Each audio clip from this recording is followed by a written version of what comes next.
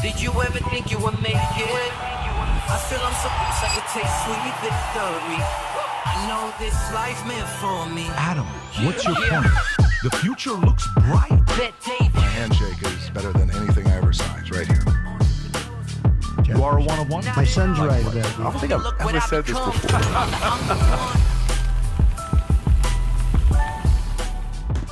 All right, gang, great to be with you Monday morning.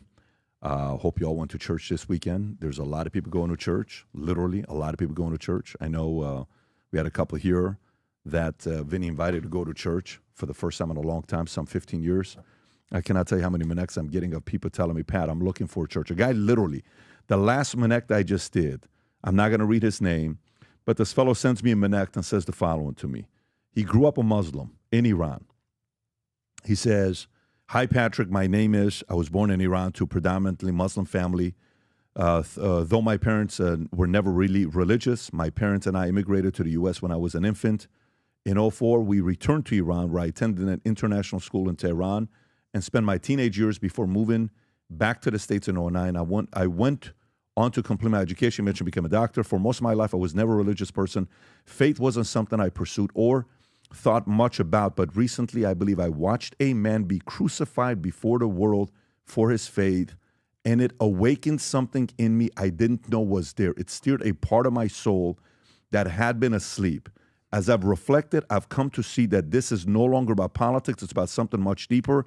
It's about good and evil. Many of the people I look up to and respect, including yourself, have chosen to follow Christ. Wow. Where should I begin? Wow. Are you kidding me?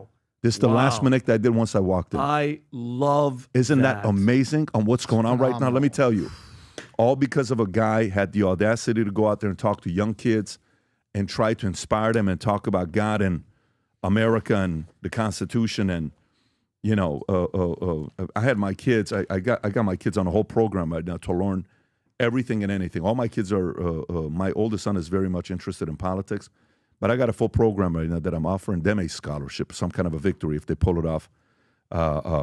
Incentive to learn more about what makes America the greatest country in the world. Anyways, it's great to be with you guys. Interesting weekend. Last night I got a text message from a good friend of ours. You guys know who he is. I don't want to mention his name. He says, hey, all day yesterday was text messages about TMZ.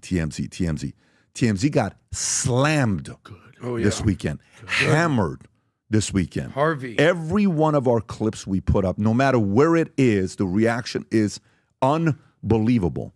And last night, one of my friends reached out to Charles from TMZ, talked to their PR person at TMZ because he blew him off at first. It's like, well, why would I talk to him? I can't believe that. Look, listen, man, I'm not trying to have a fight with you. And we even reached out to their publicist. And the publicist... a guy named Casey. So we reached out to Casey as well. He's aware if he's watching this. I'm going to give you my thoughts on who else has reached out. Employees on the inside of TMZ have reached out to me directly. Whoa. Employees on the inside of TMZ have reached out to me directly.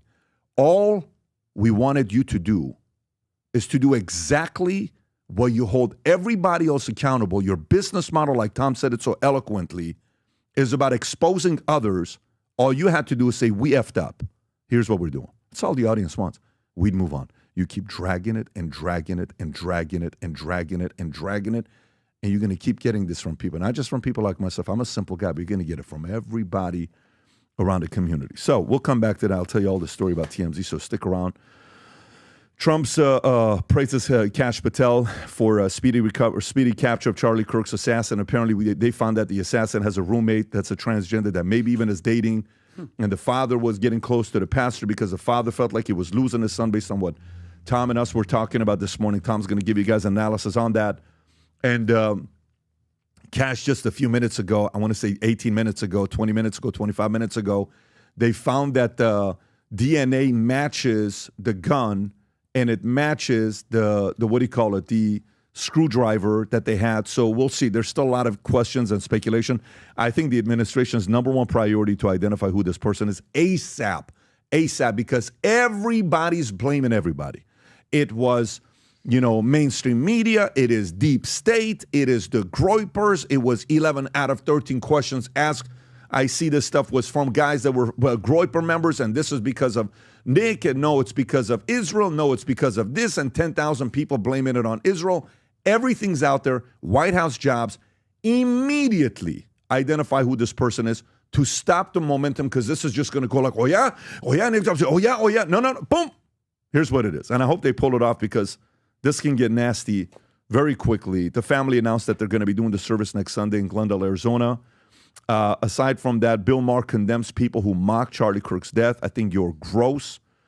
Few things that we'll talk about with China throws a fit over Mexico playing ball with Trump on trade. Treasury to share Epstein's financial records with Congress. Americans shatter fundraising records after Charlie Kirk's tragic death at university event. Democrat representative telling CNN that labeling GOP fascist or Hitler doesn't incite people. Really? It doesn't incite people? Elon just retweeted something that was very powerful. He said, it's not that, I'll read it to you guys in a minute when I find it. It's a very powerful tweet that Elon Musk retweeted with the quote that was used. By the time we get to the story, I'll find it and I'll talk about it. Let me see if I can find it real quick. If not, we'll just come to it when I show it to you. No, I'll come to it when I show it to you. We'll get to it. Okay. Conservative viewership surges as pundits cover Charlie Kirk's shooting. NFL will allow home teams to decide on Charlie Kirk's remembrance before Sunday's Week 2 games. 5 NFL teams reportedly didn't give any recognition to Charlie Kirk's assassination, 5 of them. And one of the teams that didn't, the quarterback fired a board member because of comments that was made, and we'll get to that guy as well. And it's a quarterback that got injured this weekend with his toe, but we'll cover that. Now it's personal. Young conservatives vow to continue Kirk's work. Kirk honored as generation's greatest at massive London rally where Musk condemns the left. This is the Tommy Robinson rally. 1 million people allegedly on the streets. I mean, it looks insane when you see this video. We retweeted the video. It looks wild. And then one in Europe. This is not happening all over the world where people are done with it.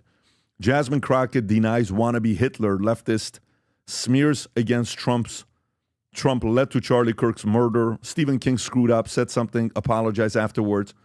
Florida puts teachers on notice for despicable social media comments celebrating assassination of Charlie Kirk. Can you imagine that? It's just insane when you think about it.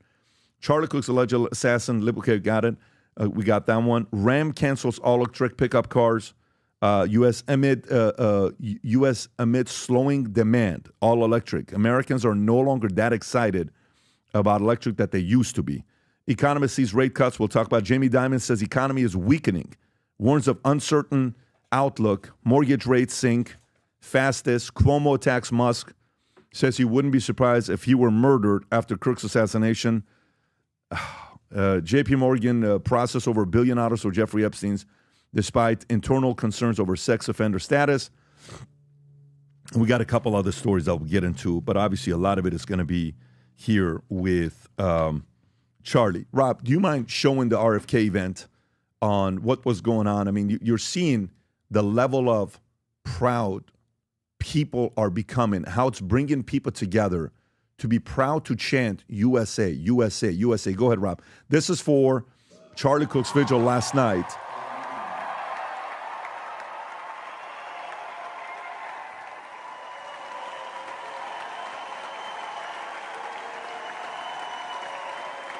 A man who understands loss.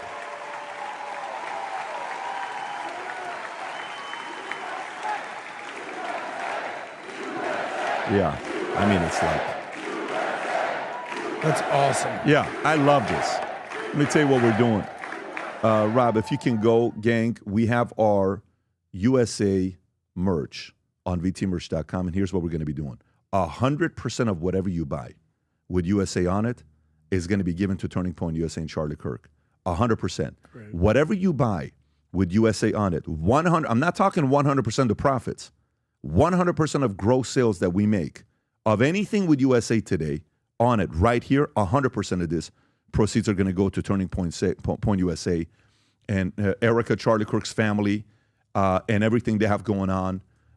It is amazing that it took one 31-year-old young man, father of 2, married to Erica, a man who started Turning Point USA, who had a vision, has gotten America to be proud to become Americans again, got people going back to church again.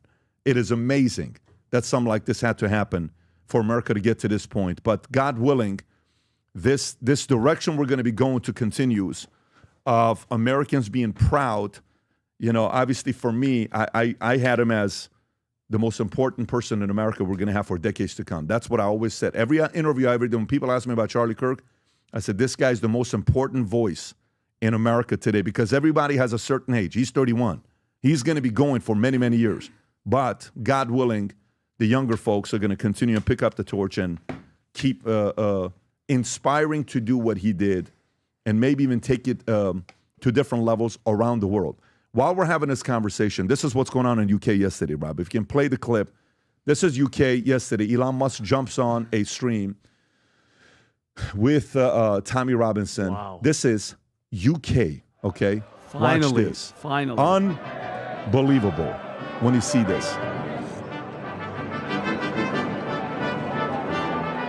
You don't even know if it's safe for that bridge to have that many people, by the way. Hell no, look at that. Finally. This is in UK. It's what you're talking about. Yep. Great for Tommy. And Rob, Elon Musk jumps on the live stream, if I'm not mistaken. Elon Musk jumps on the live stream with Tommy Robinson, okay, saying a few words. And what he said is that they're going to be coming after you. This is what he had to say, Rob. If you want to play this, go for it.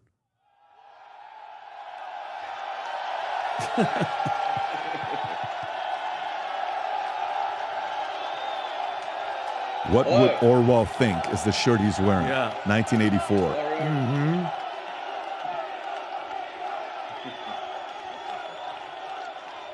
Congratulations.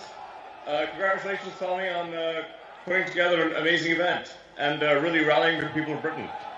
Elon, none of this could have happened without you giving the British public access to the truth and giving us free speech and fighting for our free speech. So on behalf of Great Britain and the British public, we're incredibly grateful, Elon. Wow. You're most welcome. You're most welcome. And you may notice this T-shirt that I'm wearing. It's great British author, George Orwell. What would Orwell think? I think that's generally a good way to look at these things.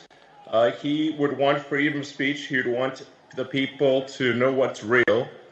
He'd want the people to fight against government oppression and fight for the truth and fight for the future of Britain. Now, there's another clip, Ralph, that I want you to find. It says the left is the party of murder.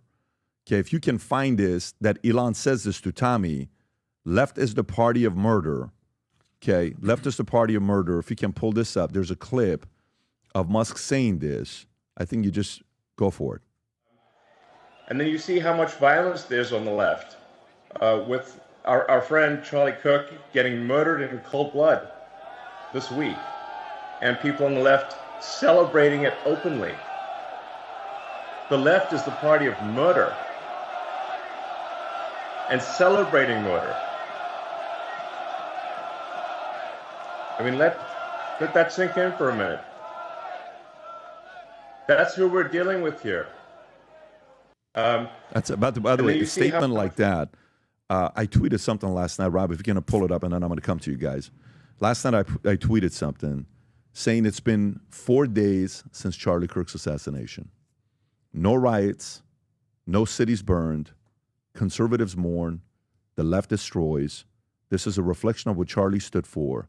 Love over hate, faith over fear.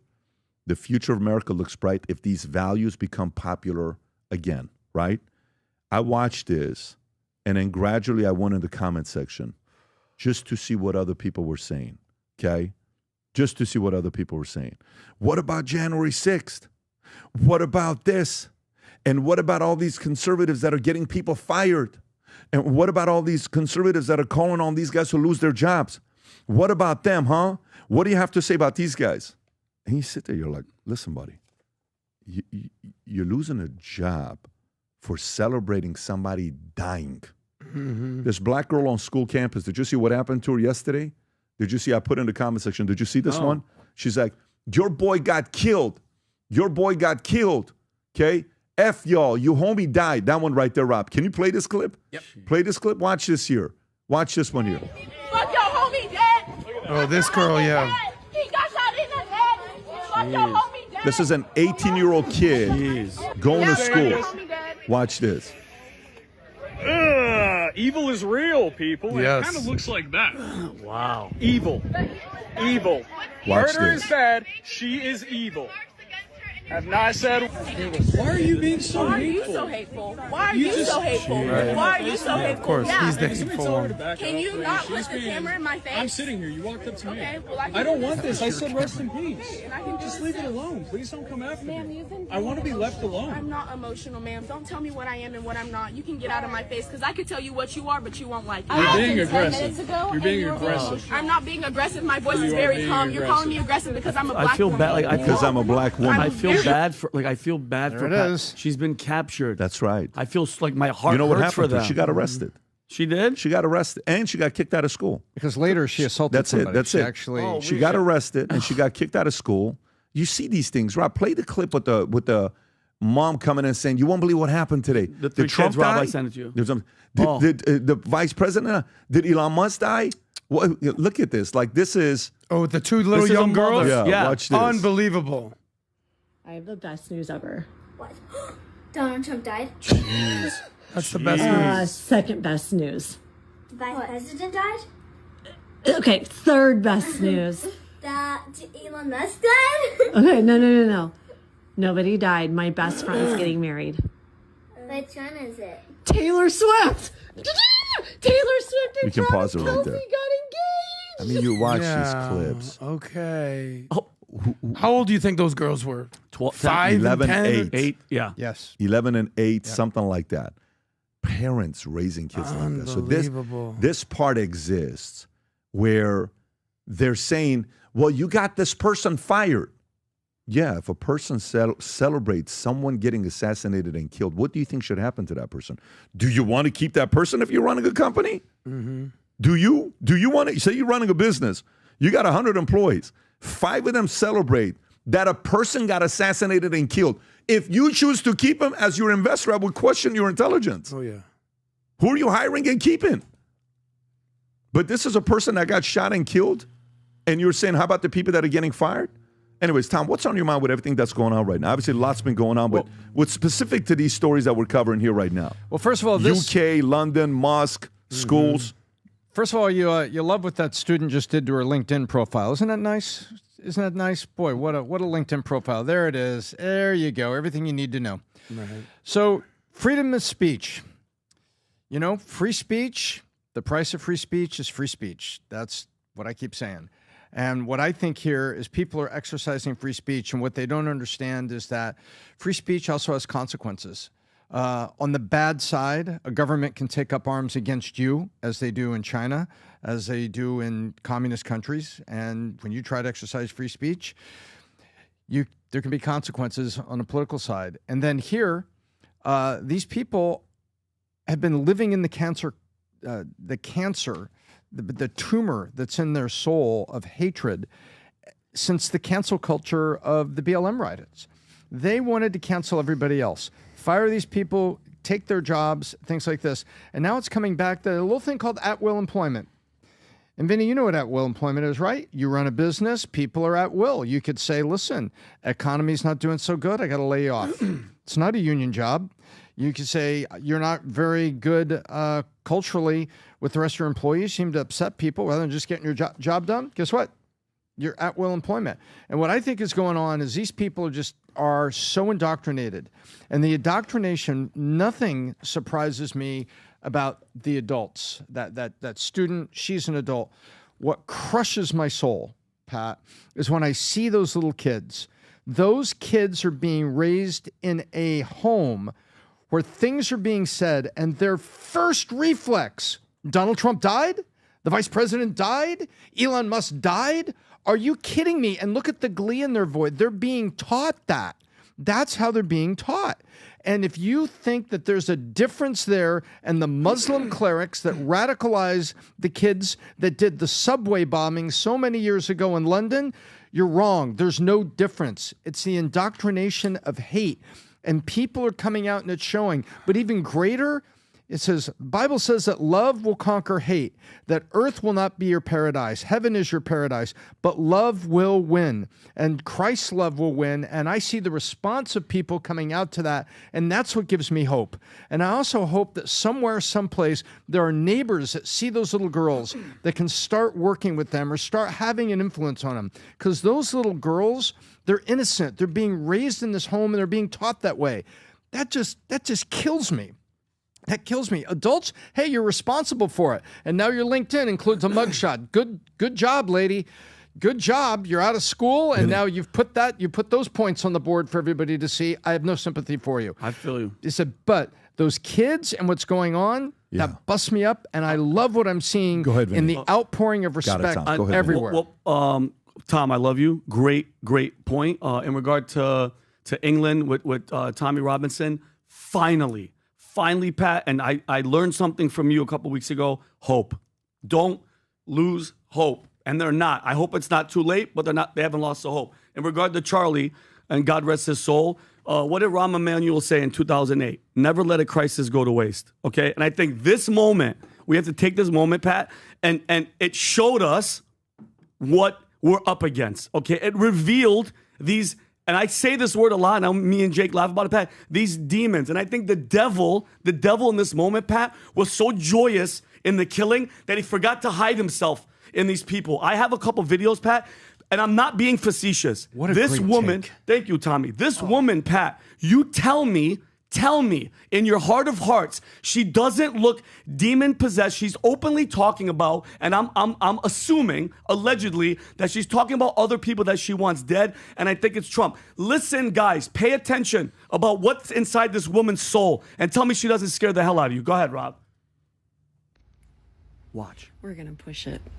We're going to see how far we can push it. Wow. Unbelievable. Look what you're up against. It's a witch. I was not kidding when I said, if you were gonna get the job done, oh my God, there were two better candidates. Weird. Who's she talking about? Z. And furthermore, when that happens, and it will. It will. Wow. No, Adam, look. Not only will we be insensitive, that'll be the least. Is this a real look? This is a real person. That is the devil inside of you. Look at her. But it's gonna be the biggest fucking celebration, the biggest, most beautiful celebration. Rob, you can stop it. So, Pat, my God. Think about, and I know you guys feel this, and I know the viewers out there feel this. Something is happening, okay? This pattern is undeniable. The transgender last week shot the kids that were praying in a church. The Ukrainian girl almost gets her head taken off. Nobody's doing anything about it, okay? If we get to the story, Pat, in Texas, an illegal immigrant chopped another legal immigrant's head completely off and threw it in the garbage. And then we have Charlie, okay? Something is happening, okay? And I have a message for anybody sitting on the fence, okay? You're running out of time. You have to pick a side. And Tom, you nailed it. You have to pick the side of love. You have to pick the side of mercy, because the other side is not giving up. But we can't stop. Okay? And for those people, Pat, this is the last thing, that think that they're beyond saving. The people that think that they're all the way over here, like God doesn't care, I'm going to keep doing what I'm doing. Think about the thief that was crucified next to Jesus on the cross. He didn't have time to say, I'm sorry. He didn't have time to say anything. He just said, I believe. And Jesus said, you're going to be with me in paradise. This man has done nothing. We deserve our penalty. Yeah. So we're fighting the good fight, and I want people to stay in it, because we're going to win. The best thing that you said to me, we're backstage, and it all hit. We were at the Vault conference. I walk in. Pat, you're standing in the green room, and Charlie's shot, and he's not looking good. And you looked right in my face, and you go, they're not going to win. And I had a rush of like God, and this is a fight. We're in a battle, and you gave me comfort in that moment, Pat, because you looked right in my eyes, and you go, it's on, and we're not going to lose. And that gave me comfort. So thank you. Adam. Well, Elon Musk said that the Democrats are the party of murder. The left is the party of murder. And let me tell you something. Donald Trump used to always say things like, the radical left. It's all the radical left. And I, as someone who used to be on the left, I'd get so offended because that wasn't me. I wasn't a psychopath. I wasn't an extremist. But what I realized was this. It is the radical left. The radical left has been possessed. There's a sickness, there's a cancer, there's genuine hate in their hearts. When you see two little kids in excitement for who they think that Trump got killed or J.D. Vance, no, it's Elon. When you see, there's another story of someone that went to go to Office Depot. She was fired. Did you see that one? They wanted to print out a memorial for Charlie. And what happened? And she wouldn't do it. So the she said, far we don't do left, propaganda. We don't do propaganda, yeah. Yeah, so this lady right here, exactly. We don't do propaganda. Fired by the way. Here's the Just biggest play problem. 20 seconds Yeah, go of it. ahead. Tonight? Yeah, so For we somebody don't print that passed? propaganda. It's not It's propaganda. I'm sorry. We don't print that here. Alrighty, so, what's your name? I'm Carol. I'm print supervisor. I'm one of the managers. Yes. So, unfortunately, we do So not they print- say they don't print we don't political print propaganda. No. So this is She got somebody that fired, passed though. away a couple years That's ago from a political bullet. propaganda. Look at her. So this is for a prayer tonight, for a prayer vigil? It's still propaganda, unfortunately. I printed what other makes it things. propaganda?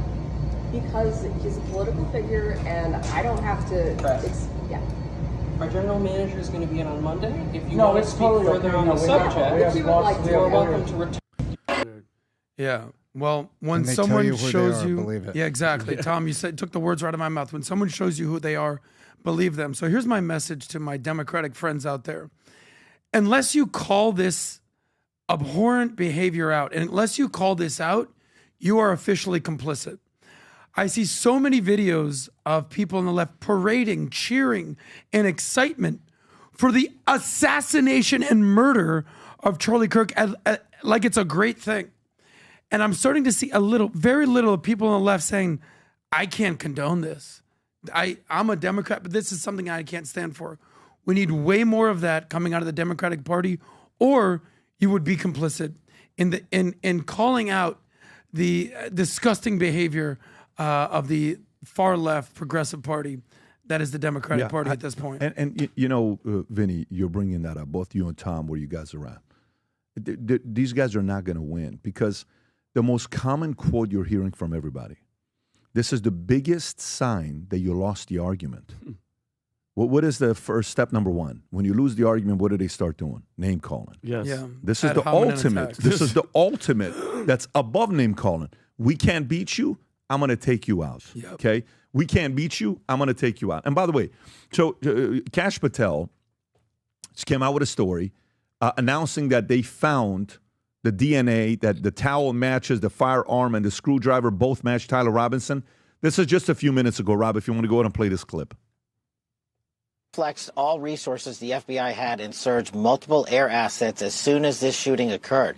We were cycling in agents, evidence response technicians, hostage rescue technicians, and special operators in and out of Utah, cycling evidence back and forth on these FBI planes as soon as we could so that there was no delay. And what we did once I got there, along with the deputy on the ground around 5 p.m. local on September 11th, was walk the entire crime scene, including the foots the suspect himself took.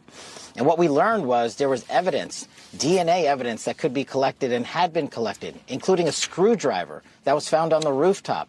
Also, we went over to the scene in the wooded area where the firearm was discarded, and the firearm had a towel wrapped around it. It's important. I'll get back to that later. I even walked into the wooded area in the ravine, so I knew from my investigative experience what I could bring to the table and what decisions I needed to make. And having the support of President Trump and the full support of the White House was what we needed for these resources to happen. And I can report today that the DNA hits from the towel that was wrapped around the firearm and the DNA on the screwdriver are positively processed for the suspect in custody. There you go. So now that's what we're being told. Tom, when you see that, we learned this. What do you think about when you see this story that Kash has said this? Kash is really selling it pretty hard. And are you buying it?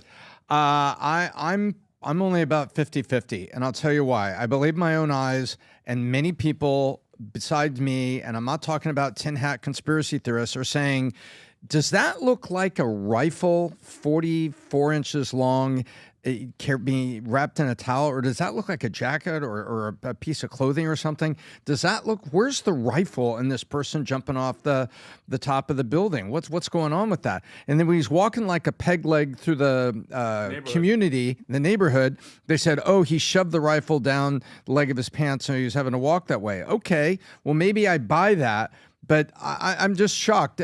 And the other thing is, Kash Patel is patting all the FBI people on the back. But you had nothing.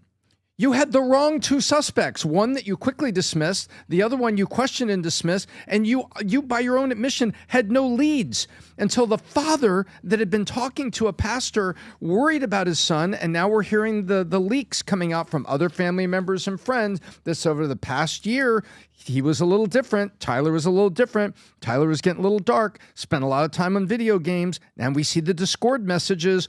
All of those things, Pat, are lining up to show that this guy got kind of radicalized, and his dad apparently had been talking to a pastor. There's little comments that have leaked out that says, you know, what do I do here? And the dad and the pastor convinced him to turn himself in. That's not an FBI lead. That's a dad saying, I am not going to, if this is what's happened, I am not going to stand in the way here. I got to do the right thing with my son. And so I'm only about 50-50 on this official FBI story. And I'm a little worried about, it doesn't look like a gun being carried off the roof. Yeah, and apparently this kid, Tyler Robinson, is not cooperating with authorities whatsoever. No. I know you showed an image of the Utah governor, Spencer Cox, I believe his name, who basically said, this is a watershed moment in American history. We just don't know if this is the end or beginning of a very dark chapter. I guess Tuesday is going to be the day that formal charges are going to be brought forward against this kid. Yeah. But they have said that he lived with his furry or whatever, dated, transgender. And of course, is anybody shocked that the word trans magically popped up? No. That this was his roommate? No. Is anybody shocked? No, in that no, capacity? not at all. I mean, how many times in the past year we talked about these people? If that's it, and like again, Pat, I'm going to go with Tom. Where's the rifle? Where's the long rifle that's it's not collapsible, meaning it doesn't fold. He looks like which is called a break barrel, it's right? a break barrel. He snapped his either he sprained his ankle or something. It's just unanswered questions. And you know what nobody else was talking about? I think we did for a little bit. George Zinn, the old white guy, bald, with glasses. He's there. They grab him like a diversion, okay? And he's screaming, kill me, kill me. And subsequently, and this is allegedly, but I think I fact-check it, Rob. If you could fact-check me on ChatGPT, he was an eyewitness to 9/11, which is weird, this guy, the old guy. And then he was arrested for threatening to bomb the Salt Lake City Marathon finish line in 2013. This is George Zinn, Z-I-N-N. There's so many different things. And I get it. Remember the old guy that was No. screaming? I just want to emphasize what you're saying right now. And believe me, I'm always the last person to be like, okay, buddy. That's the odds of that are in the billions. They said that's like 0.00007% likelihood that this guy was there for 9/11. Yeah. He was Great there point. for Charlie Kirk's murder. Yep. And there was a third component. He was there for some. He was. I think he was arrested for terrorism. Allegedly. Listen, if there's anybody that doesn't go down the rabbit hole, it's me. This guy's got some explaining to do. This is the guy that was drug out and he was yelling, "Why don't you shoot me? Why don't you shoot me?" I can find that clip and play it. But this is the 9/11 remembrance the odds, and he was at 9/11 as well. He said he witnessed 9/11. Okay, so if you look at, yeah, let me see it, Rob. Is he going to be saying anything, or is it just? Yeah. That night, and so it was a huge event for us. I even remembered everything that happened. We opened the stadium on September 10th, 2001, and so I was we won the Giants, which was good. I remember that was when Ed McCaffrey actually got hurt that night on a season-ending injury. And I think he's talking about the Yankees. So I'm ready to go. Football. Leave the hotel Giants. On September 11th, early that morning, and go back to Salt Lake City.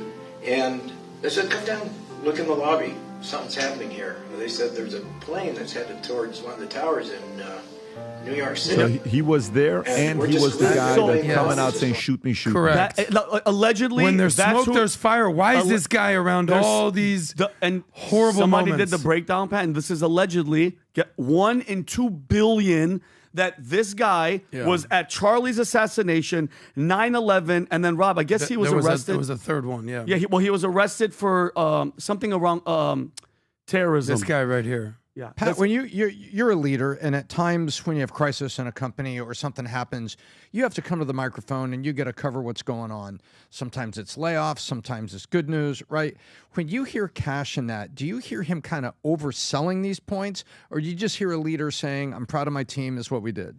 Yeah, I mean, this here, I have President Trump on Saturday praising Kash Patel for the remarkable speed in the Bureau's identified, captured Charlie Kirk's assassin, Tyler Robertson, 22 years old, which was nabbed in hometown of Washington, Utah, just 33 hours after he allegedly shot Kirk from a rooftop on a campus of Utah Valley University.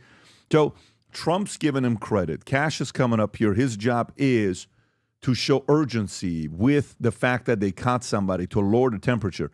Tom, their number one job right now as an administration is to lower the temperature. Number one. One thing goes wrong, it's over. By the way, you know how when you see these fires in California that happen, and it takes them weeks to try to stop the fires? And what happens? Imagine we are living at a time we have the most advanced technology ever. We have the most advanced tools ever. The fires are being done a mile away, 200 yards away from an ocean, and you can't stop the fire? If you thought for a second the wildfires in California were tough to stop, wait till you see what happens if something happens on the opposing side. This will be wildfires on steroids. Trust me. All they want to do right now is to show to the American people that they're under control and they got everything figured out. That is all they're trying to do. That is their number one job, to go out there and try to control this part. But what story were we just talking about, Tom, before you brought up Kash Patel? George Zinn? I feel like George Zinn. So I pulled up right now. I said, can you tell me the history about George Zinn? Rob, if you can go on ChatGPT and just ask, what do we know about George Zinn, the guy who kept screaming, "Shoot me" at Charlie Kirk's event? 71 years old, from Utah. He's been known as Gadfly, is what many refer him to. His background and behavior history: long history of disruptions. He'd been arrested multiple times for actions at public events dating back decades, these including trespassing, protesting, and causing disruptions. 2013 bomb threat. In that year, he made a bomb threat targeting Salt Lake City Marathon, which resulted in a year in prison. That's this guy. Mental health concerns. Legal officials have described him as odd and have recommended mental health evaluations in the past, though he has largely resisted or ignored them. Local familiarity. Many in Utah recognize him immediately after Charlie Kirk shooting. He's known for showing up at nearly every kind of political gatherings. That's what this guy's known for.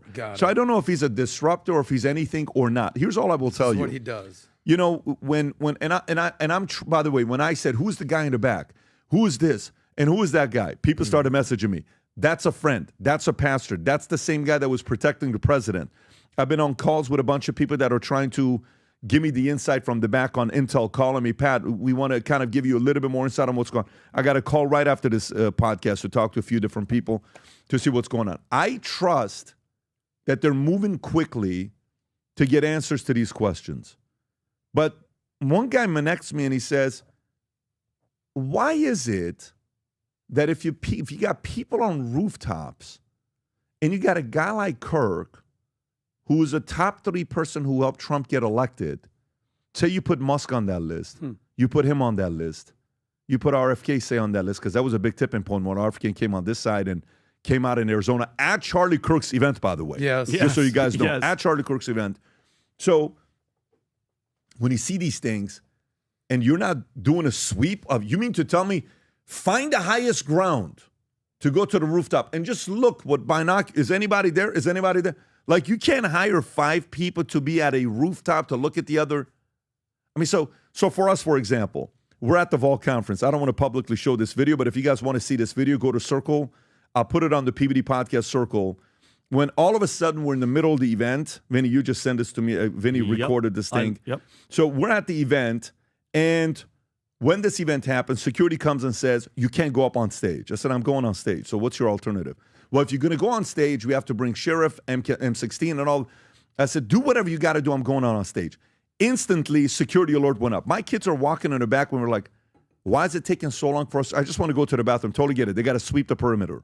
So they're going out there. They're looking at everything. You saw this right in front of us. Ridiculous. I'm in the bathroom with 4 guys around the bathroom with M16s that are, looking around. And then you got these security that are former Delta guys, SEALs, all these guys that are there, Green Beret. It just takes me back. The glass is one. It's a must. The bulletproof glass. Oh, God. It's a must to have that. I'm for, because guess what? So you know what people are looking at right now? How many more mentally ill George Zins or crazies like Tyler Robinsons are out there right now? How many? Unfortunately, way too many. No, but it's way more than one today, Tom. Right, but at any particular you're right. moment. Way too but many. what I'm saying to you is the following. Here's what I'm saying to you. Tyler is permanently going to be in the history books. His name is cemented in the history books. Forever. Exactly. Ever. So think about somebody else is like, okay, That's it. I want it as well. Yeah. Who's my target? Mm-hmm. You don't think they're thinking that? Yeah, they have. You don't think they're sitting there thinking that? So to me, again, if you can't beat them, mock them, use words. But the ultimate, if you can't beat them, take them out. And now you're seeing this taking place, and more people are saying things like this, where, hey, commenting on this happened, that happened, this happened. Yeah, I don't know. I think right now for me, I'm thinking what Kash's job is with the president to lower the temperature. Even the other day, the president's being asked, so what do you think about Charlie Kirk shooting? He said, don't you love the building that we're building over here? Yeah. Look at the structure that we're building. One can only process that in 2 or 3 different ways.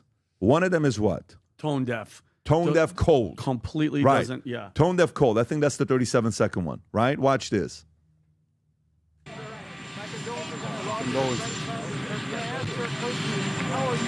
How are you holding up? I think very good. And by the way, right there, you see all the trucks. They've just started construction of the new ballroom for the White House, which is something they've been trying to get, as you know, for about 150 years. It's going to be a beauty. I don't know about that. Okay. So I'm not a fan of that at all. Like, condolences to your friend. But let me tell you how I process this. I process 2 or 3 different ways. One is tone deaf, Yes. which is what you said. Yeah. What's the other one? The other one is show the enemy that it's not bothering us. We're What's moving the on. third Deflection. one? Deflection, distraction. Like, I don't even want to put attention to it because he knows deep down inside. And by the way, you know what President Trump's also probably thinking about? Let me tell you what else he's probably thinking about. And I put myself, 90% is thinking about this. He's sitting there realizing, because let me put it to you this way. You tell me what presidents died that got this level of attention. Actually go back and think about presidents that died. Mm-hmm. When is the last time a person died in America where you got this type of reception? MLK, JFK. The closest one is Kobe, is the recent one. Kobe. Yes. Okay. Helicopter crash. Yep. But tell me in our lifetime, 45, 46, 47 years, in your lifetime, what has gotten this Roberto Clemente plane crash, 2,997 hits or 98 hits, something like that, right? He almost had it. Plane crash. Puerto Rican. I think he was Puerto Rican, if I'm not mistaken. He's going down to help relief. Munson. Thurman. The catcher for the Yankees. For the Yankees, which 1970 something. You're right. Cessna crash, right? Or whatever. And I even think he was operating. There's only one that's at this level in our lifetime. That's Princess Di. The world stopped when Princess Diana. Okay. Good. Well, Yeah. I'm just saying. And I'm with you. You're right. Okay. But presidents didn't get this types of attention. No. So what does this tell you? President Trump is sitting there saying, wow, this guy's bigger than I even thought. Mm-hmm. Yeah. Well, he himself, I guarantee you, by the way, let me put it to you this way. If right now any living president passed away, I'm willing to bet it's not going to be received the way this was. I agree. Not even close. I agree. So the question becomes, if you know it's this level, do you not think he knows how fast this thing can go? You can't. There's certain things in life you cannot stop. Mm-hmm. You can't stop wildfires. Yeah. You cannot stop a earthquake in the middle of the ocean that turns into a what? Tsunami. Guess what, guys? You got 2 hours. Yeah. Get the hell away from the ocean. It's coming, right? We've seen these videos. Of course. Families at the beach relaxing. All of a sudden, you see water goes. Yep. And guess what? Oh, shit. What sign is that? Coming back. Get out, right? Yep. Their number one job behind the scenes, lower the temperature ASAP. So whether it's Tyler Robinson, his roommate is transgender, we're being told maybe they were dating, maybe this, maybe that. All these stories that are coming out, and here's the governor giving a little bit of an update. Go for it, Rob. This is from Utah. Some outlets Spencer are Cox. reporting that the suspect lived with a transgender partner. Is that accurate? And are investigators looking at this part of his life as a possible motivation? Yes, definitely. And yes, I can confirm that. I know that has been reported and that the FBI has confirmed that as well, that the roommate was a romantic partner, a male transitioning to female. I can say that that he has been very cooperative. This partner has been incredibly cooperative, had no idea that this was happening, and is working with investigators right now. Okay, so there you have it. Well, I just want to address one thing about Trump. There's character assassinations, which we see online every single day, every single second. And then there's actual assassinations where you murder somebody in cold blood. There's two people in the world right now, in America, who are very familiar with what's going on here. One is Donald Trump, because let's be real here. If Trump didn't move to the left and look at that graph, we would have a president or a former president whose face got shot off in the middle of public, just like what happened with Charlie Kirk. So if there's somebody that knows a thing or two of what Charlie has dealt with, or Charlie's family has dealt with, it's Trump. The second person, and I just want to just give so much credit and just a massive outpouring of affection to Charlie's wife, Erica. The speech she gave, if you didn't see this speech, it'll make you tremble. She said the cries of this widow will echo through the world like a battle cry. You tell me you don't want to have a wife like that has your back. It is infectious how much she cares and how much she believes in what Charlie's mission was. It's insane. So I just want to take a second for that. And yeah, we had the whole family sitting there watching this. And the way she looked at the camera and a small little story, she says, "Go Ducks."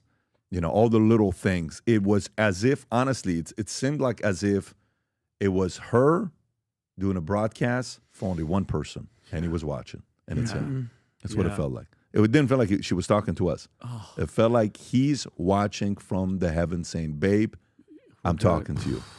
And what a moment, and in that moment, like when it happened, I kept telling Tom too. I go, what is? Because it was the next day. I go, what is Erica's next day like? Kids, family, media, and that her being able to speak, bro, shows God will never give you anything that you can't handle, and she was living proof of it. Yeah, God bless her. Yeah, let's go to a couple other stories here. So here's now people. You know how I keep saying you have to lower the temperature ASAP. Here's what's happening if you don't. Okay, one, you got Nick Fuentes says his followers framed in Charlie Kirk's shooting. So what is a groyper? That's one story, right? Then you have another story that's coming up that talks about the number of words with Israel. I don't know what page that's on, Rob. 10,000 words, 10,000. Adam, that was one of the stories that you chose. Page 10,000 conspiracy theories. Yeah, what page is that? Page 5. Okay, page 5. So let me read both of them. So over 10,000 posts. Oh, that's Nick Fuentes. Okay. My followers and I are currently being framed for the murder of Charlie Kirk by the mainstream media bias based on literally zero evidence. After the left gunned him down, they celebrated and justified it. They said I was next. Now they're blaming me. These people are evil. What is that, Rob? What is a groyper?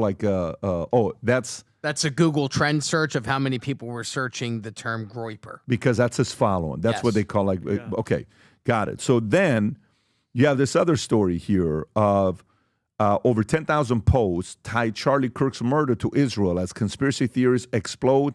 Online ADL report. Let me see this one here.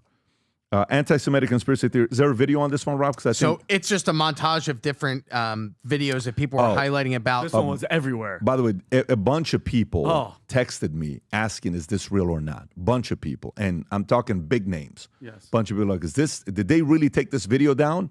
This was the moment, Rob. If you want to play this clip, this was on our podcast. This is October 8th, October 10th. I mean, it's literally a day after or 2 days after. Yeah. Go ahead and play this clip, Rob. I've been to Israel many times. The whole country's a fortress. When I first heard this story, I still had the same gut instinct that I did initially. I find this very hard to believe. I've been to that Gaza border. You cannot go 10 feet without running into a 19-year-old with an AR-15 or an automatic machine gun that is an IDF soldier, right? The whole country is surveilled. And so let me just kind of go through this. We don't talk about Israeli politics very often, and most Americans don't know this. The last 9 months, Israel was on the brink of civil war. It's not an exaggeration. This judicial stuff, there were hundreds of thousands of Israelis taking to the streets because Bibi Netanyahu was basically redefining the Israeli constitution. That's not an exaggeration, right? He said the judicial branch has too much power. There were protests planned this week against Netanyahu, where they anticipated tens of thousands of people to take to the streets. That's all gone, Patrick. Netanyahu now has an emergency government and a mandate to lead. I'm not willing to go so far that saying that Netanyahu knew or there was intelligence here, but I think some questions need to be asked. Okay, was there a right stand there. down? Was that unfair? I think that's a very fair assessment of what he's asking, right? Let me read this to you. Anti-Semitic conspiracy theories have exploded on social media in the aftermath of Charlie Kirk's killing, with thousands of posts blaming the assassination on Israel, according to an Anti-Defamation League report on Friday. Since the 31-year-old conservative activist's brutal killing on Wednesday, there have been over 10,000 posts on X alone linking it to Israel.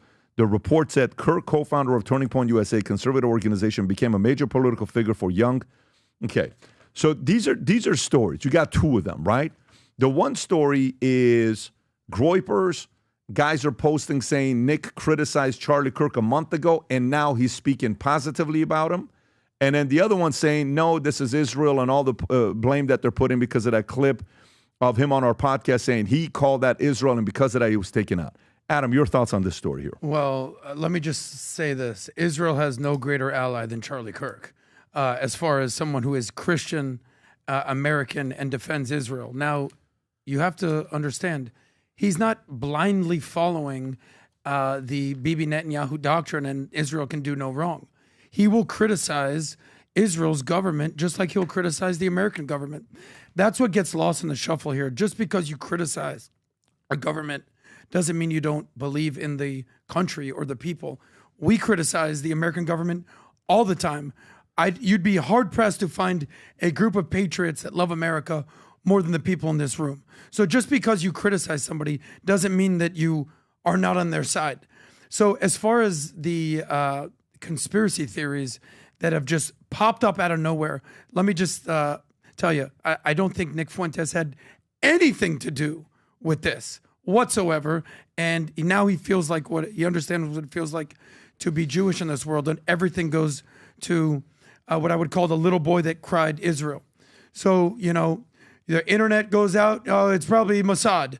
Your favorite team loses the game. Here's something that came up online. Pop said Israel rigged his team to lose. Sorry, bro, your team just lost the game. Your girlfriend breaks up with you. Sorry, bro, it wasn't Israel. If you want to look for the easiest low-hanging explanation, just blame Israel. We've seen it time and time again. It's perfectly okay to criticize Netanyahu and Israel and the government actions.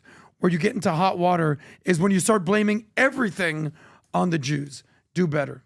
Okay. Adam. I'm sorry, Vinny. Yeah, no, I and here's the thing, and you guys know, I criticize everybody from our government with Bush when I was in during September 11th and all the questions. Mind you, Charlie's assassination literally overshot. Nobody even, we did at the event, but it's as if 9/11, the flags were half-mast, but I mean, still the unanswered questions with that. But when it comes to the Israel thing, like when people just shout out, and my point being, I'm critical of Israel, I'm critical of everybody. But for the people that are just blaming Israel, okay, how? Tell me, like instead of just going out there and going, yeah, they're behind it, how do they do it? So you mean to tell me Israel got to Tyler, who's in the trans boyfriend, whatever, and made him, talked him into going on a roof and shooting Charlie, jumping off the roof and running and hiding, even though all the backstory with the father and all that. I think it's getting lazy to where you're just going to shoot out Israel. Give me facts. And by the way, I'll go with you. I'm one of the, how many times have I talked about October 7th saying, listen, give me the answers. You guys mean to tell me that area, was there a stand down order? What happened? I still, remember, who was it?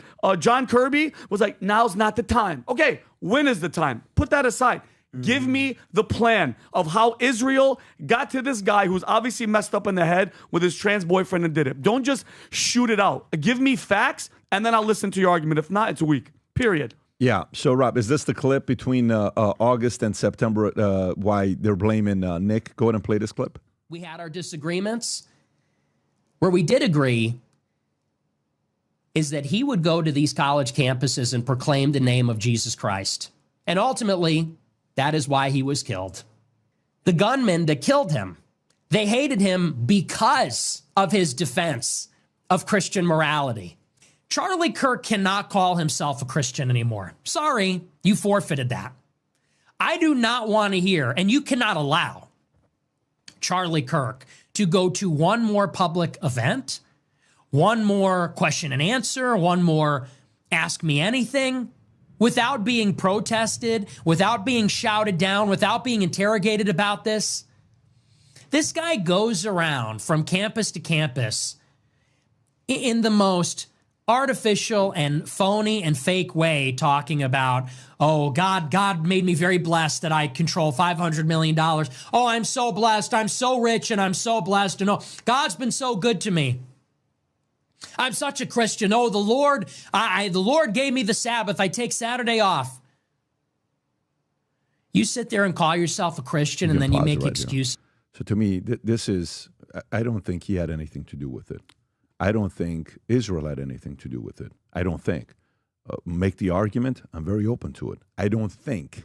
I think this kid has mental issues. But I do think it could be a reflection of words that was said. I do think it could be a reflection of things that were said. Now, I will tell you one part of this that makes me very uncomfortable. Okay, let me go and find this story. Rob, if you can find it from Musk. Musk had a tweet that said, of a guy that said, you know, they're not doing this. You have to find it. It has to do with something with calling you a Nazi and a fascist. Okay, if you find that quote, that's exactly the quote that, to me, explains what's going on. Because if you keep calling these people fascists and Hitlers and Nazis and all this other stuff, that is your way of putting a target on their back to getting them to get killed. That's what you do, okay, when you put these types of words. There's a retweet that he did. I can't find it right now. I wish I could find it, of what they're saying and what they're doing with it. But you know what makes it kind of weird? Rob, I just sent you a tweet. This is what makes it weird, okay? That I myself, a guy that doesn't believe Israel's behind it, a guy that doesn't believe Fuentes is behind it, I don't believe that's the case. I'm not comfortable with that. Rob, you can pull up this tweet that I just sent you. As much as I'm not comfortable with that, Marco Rubio goes to Israel at this time and they push a bill to strip passports over Israel criticism. Why? And by the way, remember, I'm not a guy that's, what do you mean U.S. lawmakers push bill to strip passports over Israel criticism? No bill Congress let Senator Rubio revoke U.S. passports and criticize Israel. This Intercept report proposal comes after Rubio already revoked visas and green cards of foreign nationals. I understand that, including a Turkish student who wrote an op-ed. I get that. The Turkish student, it was a little bit deeper than that. The bill cites material supports for terrorism, but critics warn this vague language could be twisted, punished speech, protest, or even journalism. To me, this is when it's gray for me. This is when it's gray for me. This is when it gets a little bit too much for me, when I cannot criticize. Don't get me wrong. Remember what I said earlier. If you celebrated a person getting assassinated, you should get fired because you're not fully mentally there. No, by the way, if anybody here celebrates a person getting murdered who is on the left or right, a person like a Charlie Kirk. I don't even want to give the names to make a comparison because that, to me, words have so much power that I just think opposite side. If anybody here that works around me celebrates the assassination on anybody, I don't want you around me. I'm telling you this myself. I don't want you around me. You know, our kids in school, you hear, my kids are some other kids that you go into these, like I had to go in the morning. One of my kids had a what do you call it, sporting event I had to go to early in the morning, 6 o'clock in the morning, right after the vault. And then my other kid had another sporting thing I had to go to at 12 o'clock. 2 different cities that I had to go to. And I go there and I see how kids are talking. And, one of the kids is talking in a certain way, dropping the N-word, and he's a white guy. And I'm like, listen, guys, let me simplify something for you. Take all the papa you've ever gone in your life. And you don't want to see what would happen if you use language like this. We don't use language like this. I don't like language like that. This is me. You don't have to like it. Well, that's not freedom of speech. No, words have power.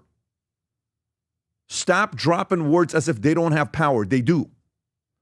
So my only issue and the timing of this is it just that?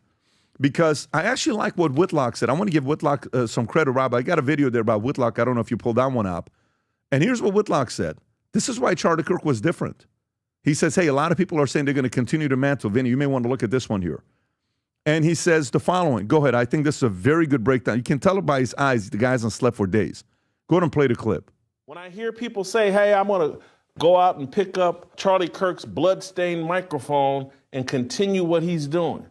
Well, that sounds like someone, Ben Shapiro, is saying he's going to hit college campuses and proclaim Jesus Christ as his Lord and Savior. If you're not going to do that, you're not picking up Charlie Kirk's mic.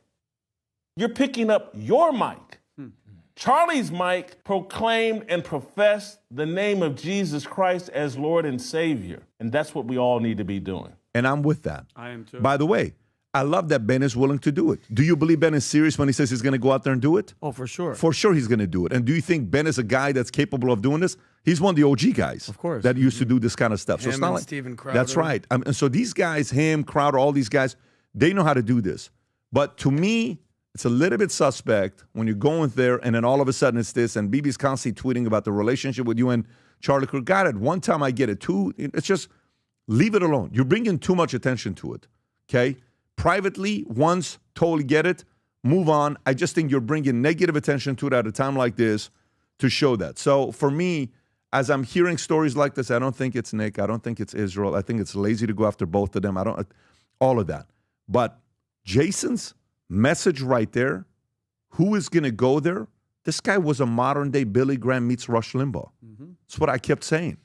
I wanted him to keep flourishing. And by the way, when I'm talking to my son, and he had a hard time one night, it's been very challenging the last couple of days for one of my kids because he was a big, he met Charlie, and you were there when he met Charlie. So to him, he's a guy, and we were talking. I said, listen, man, let me explain something to you.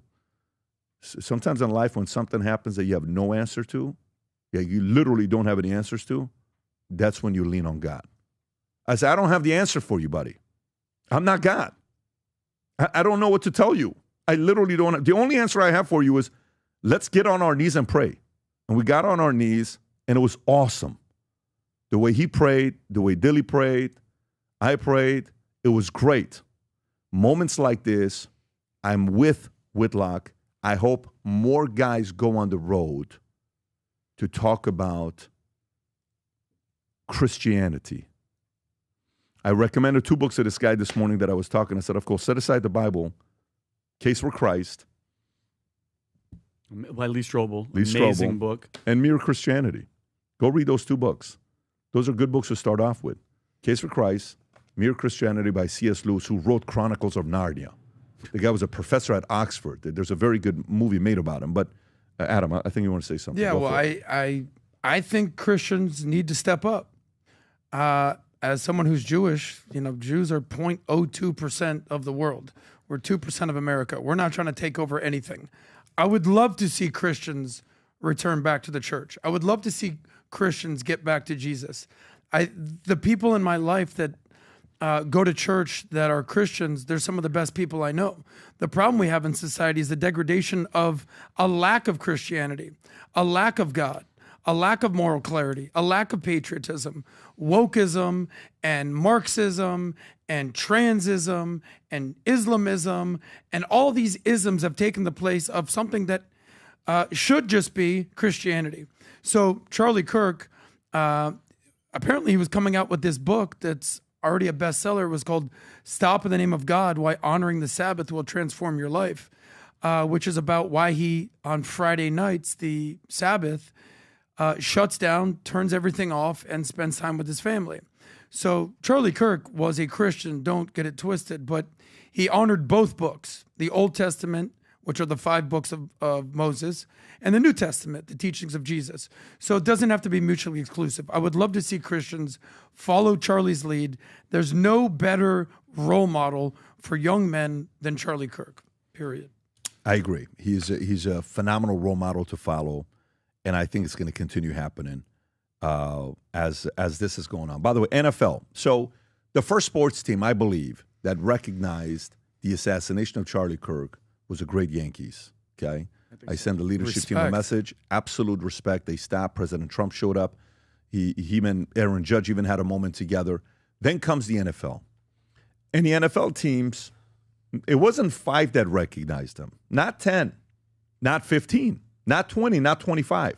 Majority of NFL teams recognized Charlie Kirk, except for 5 teams. Rob, go ahead and play the clip if you could. So this is the Dallas Cowboys, okay? You're seeing Charlie Kirk up top. Middle of the game. And look at the reaction. By the way, what percentage of that audience do you think are conservatives? In Dallas? In Dallas. I would probably in a football game? Nope. 70% maybe? I think I don't think you've lived in Dallas long enough. You lived in you lived in Addison. I would say it's now if you're saying there, I don't know, Tom. At a football game on a Sunday. What do you think? I would put a 60-40. Wow, I would put a 60-40. Exactly. Would you agree, Tom? I would completely agree. And by the way, I don't think the 40 is like leftist. No. I just think it's pro-choice people that are on the left, because when you live in Dallas, you think everyone's conservative. They're not. No, they're not. Just so you know that. They're not. So especially closer you get to downtown in any city. No, they're not. I mean, there's some of the biggest gay communities are in Dallas, Texas. So it's not like you don't have that. So for that to take place, it was impressive to see these teams. And then you had a handful of teams that didn't do it. One of them is the Lions. The other one is the Ravens. The other one is the Cincinnati Bengals that didn't do it. Yeah, and then you have Colts didn't do it, and I think it's one other team. Vikings. The Vikings that didn't do it. Go figure. Yeah. Vikings. Go figure. Detroit didn't. They were influenced by their communities. Yeah, I know. But what's interesting? This is it. Indianapolis Colts, Cincinnati Bengals, Detroit Lions, Baltimore Ravens, and then the Minnesota Vikings. So when you're seeing some of these teams that don't, some let's say 3, some say 5, some say 4, but I saw 5 majority of the places. And I'm surprised some of these guys that didn't do it. But here's what Joe Burrow did. Joe Burrow's foundation removes board member over Charlie Kirk remarks. Okay? Joe Burrow removes board his charity. Good. That I don't even think, Rob, if you can pull up the story if you have that. I don't know if there's any kind of clips or stuff that you have. But Bengals quarterback Joe Burrow Charitable Foundation has removed a member of its board of directors in response to comments the board member made following the assassination of Charlie Kirk. Hamilton County Municipal Court Judge Ted Berry posted comments on Facebook.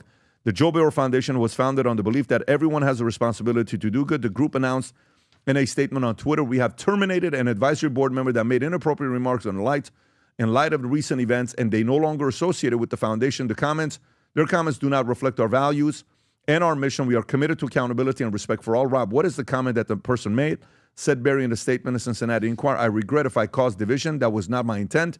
And I hope there can be peace. There have been separate calls for Berry to resign his position on the bench, which he has held since 2005. He has previously said he will retire when his current team term ends in January of 2026. Rest in hatred and division." Ted Berry. "America is so divided on Charlie Kirk, but I'm still open to learn more." Ted Berry. "He spewed hate and division. How does he feel about gun violence and gun control and hell now?" I've never seen that. The only thing that I've seen was his debates on college campuses. Ted Berry. "He spewed hate, division, and racism. Because of him now, many black colleges are receiving hateful bomb threats." John, I wasn't sure of all that. I guess I'm shocked and do not understand. I can't read the cameras hiding the other one. The laughing and jeering going on in the internet today. Boom, the guy got fired. So even though the Bengals didn't recognize him, Ted Berry got fired, who was a board member on Joe Burrow's charity that he had. Adam, your thoughts on the story? Well, the 5 teams that did not honor Charlie Kirk's legacy and take a moment of silence. What are you guys thinking? The NFL, I mean, talk about the backlash the NFL received for Colin Kaepernick and kneeling during the flag. Here's a voice for peace and a voice for America and a voice for Christendom, and you're not even going to have the decorum to honor him? I mean, where are we at in society that you think that is going to be controversial? Just like with TMZ, with Harvey Levin. Do you not think that people are going to start asking questions, being like, what was going on in the back there with that car chase, buddy? Let's see some receipts. You're TMZ. I'm sure there's cameras everywhere. And then anybody that saw the video realized, nah, there's nothing to do with the car chase. So, perfect. You see the signs in the NFL end zones, exactly. End racism, stop the hate. How about doing your part to acknowledge the fact that this guy was not a racist? This was somebody that loved all types of people. If you haven't seen Charlie Kirk's clips talking to gay people, talking to trans people, trying to embrace them and say, listen, I feel for you, then you're looking at the wrong messages. My mom this weekend, she goes, what should I know about Charlie Kirk? I said, tell me what you've heard about Charlie Kirk. She goes, well, I've seen things online that he's a very nice guy, but then my friend said that he said not nice things about black women. I said, show me where. She goes, oh, maybe it was about Michelle Obama. I said, show me the clip, Mom. She goes, no, maybe just a friend who told me something about something. And I proceeded to send my mom, who I love, and she's like the sweetest person, literally 50 clips of Charlie Kirk and what he stood for. And she's like, honey, I had no idea. Yeah. So the problem is this, is that people that see one clip, they just completely go down the rabbit hole of what they think this person is. So I don't understand why these NFL teams did not choose. 5 NFL teams choose to show love to Charlie, but these 5 NFL teams have explaining to do. Hey, Tom, what do you think?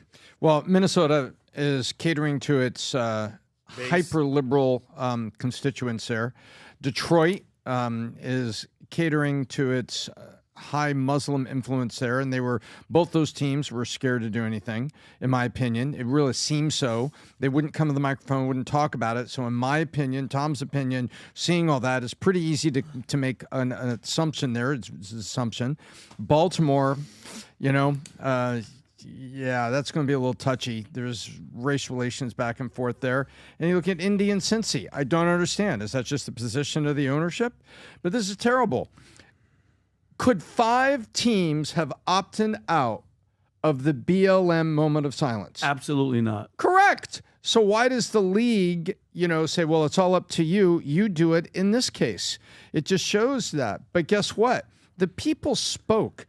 And some teams did it tremendously well. Do you see what the Pittsburgh Steelers did? They lowered the flag to half-mast, and they had military helicopters fly over, almost like it was like a head of state. And the people in Pittsburgh, it was incredibly loud in Pittsburgh when it came by. Look at this. Want to roll that? Is this Pittsburgh? Yes. Tom, that's the difference of people that love the country and that people that absolutely hate America. Exactly. So that's what I look at. I look at who wants to get behind. It's they like to say, well, if you don't get behind BLM, you're going to find yourself on the wrong side of history. Remember people used to say that? Yeah. Well, guess Posting what? their black squares. They're on the wrong. That's what I think, Pat. I think they're going to look back and they're on the wrong side of history, and they're going to regret this. By the way, if you're watching this and you love USA and you love Charlie Kirk, go to vtmerch.com, place any order of the U.S. merch. 100% of the gross revenue, not gross profits, anything you buy, meaning you buy 1,000 hats, $35,000, $35,000 is going to be sent to Turning Point USA and Charlie Kirk.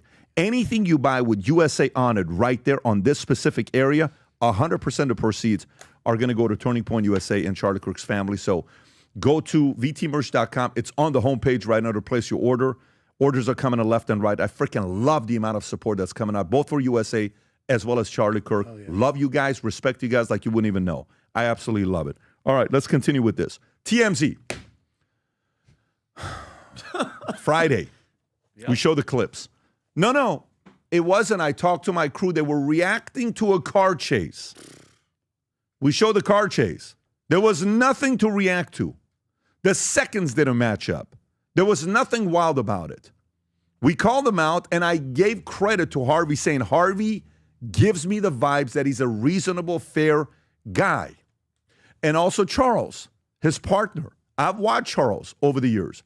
Gives me the vibe that is a reasonable, fair guy, okay? So now, while all this stuff is going on, I don't know what's happened there. Internal employees reached out to me. I have their screenshots. They've told me, please don't mention my name. Internal employees have reached out. Previous employees have reached out saying there is very high chance that they did celebrate the assassination of Charlie Kirk. Previous employees who were at TMZ. By the way, let me put it to you this way.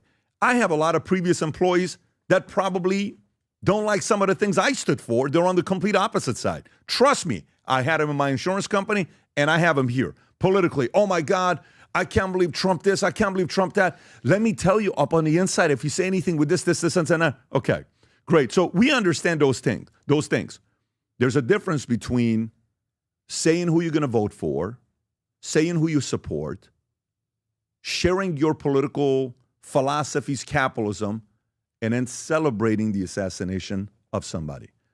Rob, last night, one of my contacts reaches out to me. Guy I've known many years, and all of you here knows who he is. He's in L.A. Don't say the name, Adam, and, drop a name all of a sudden. Do your thing. So this guy calls me last night. He says, hey, Pat, I think it's a good idea you talk to those guys. I said, get a hold of them. I want to talk to them right now. Great.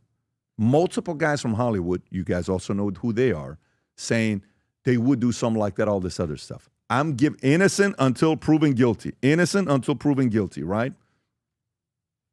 I tried to talk to Charles last night.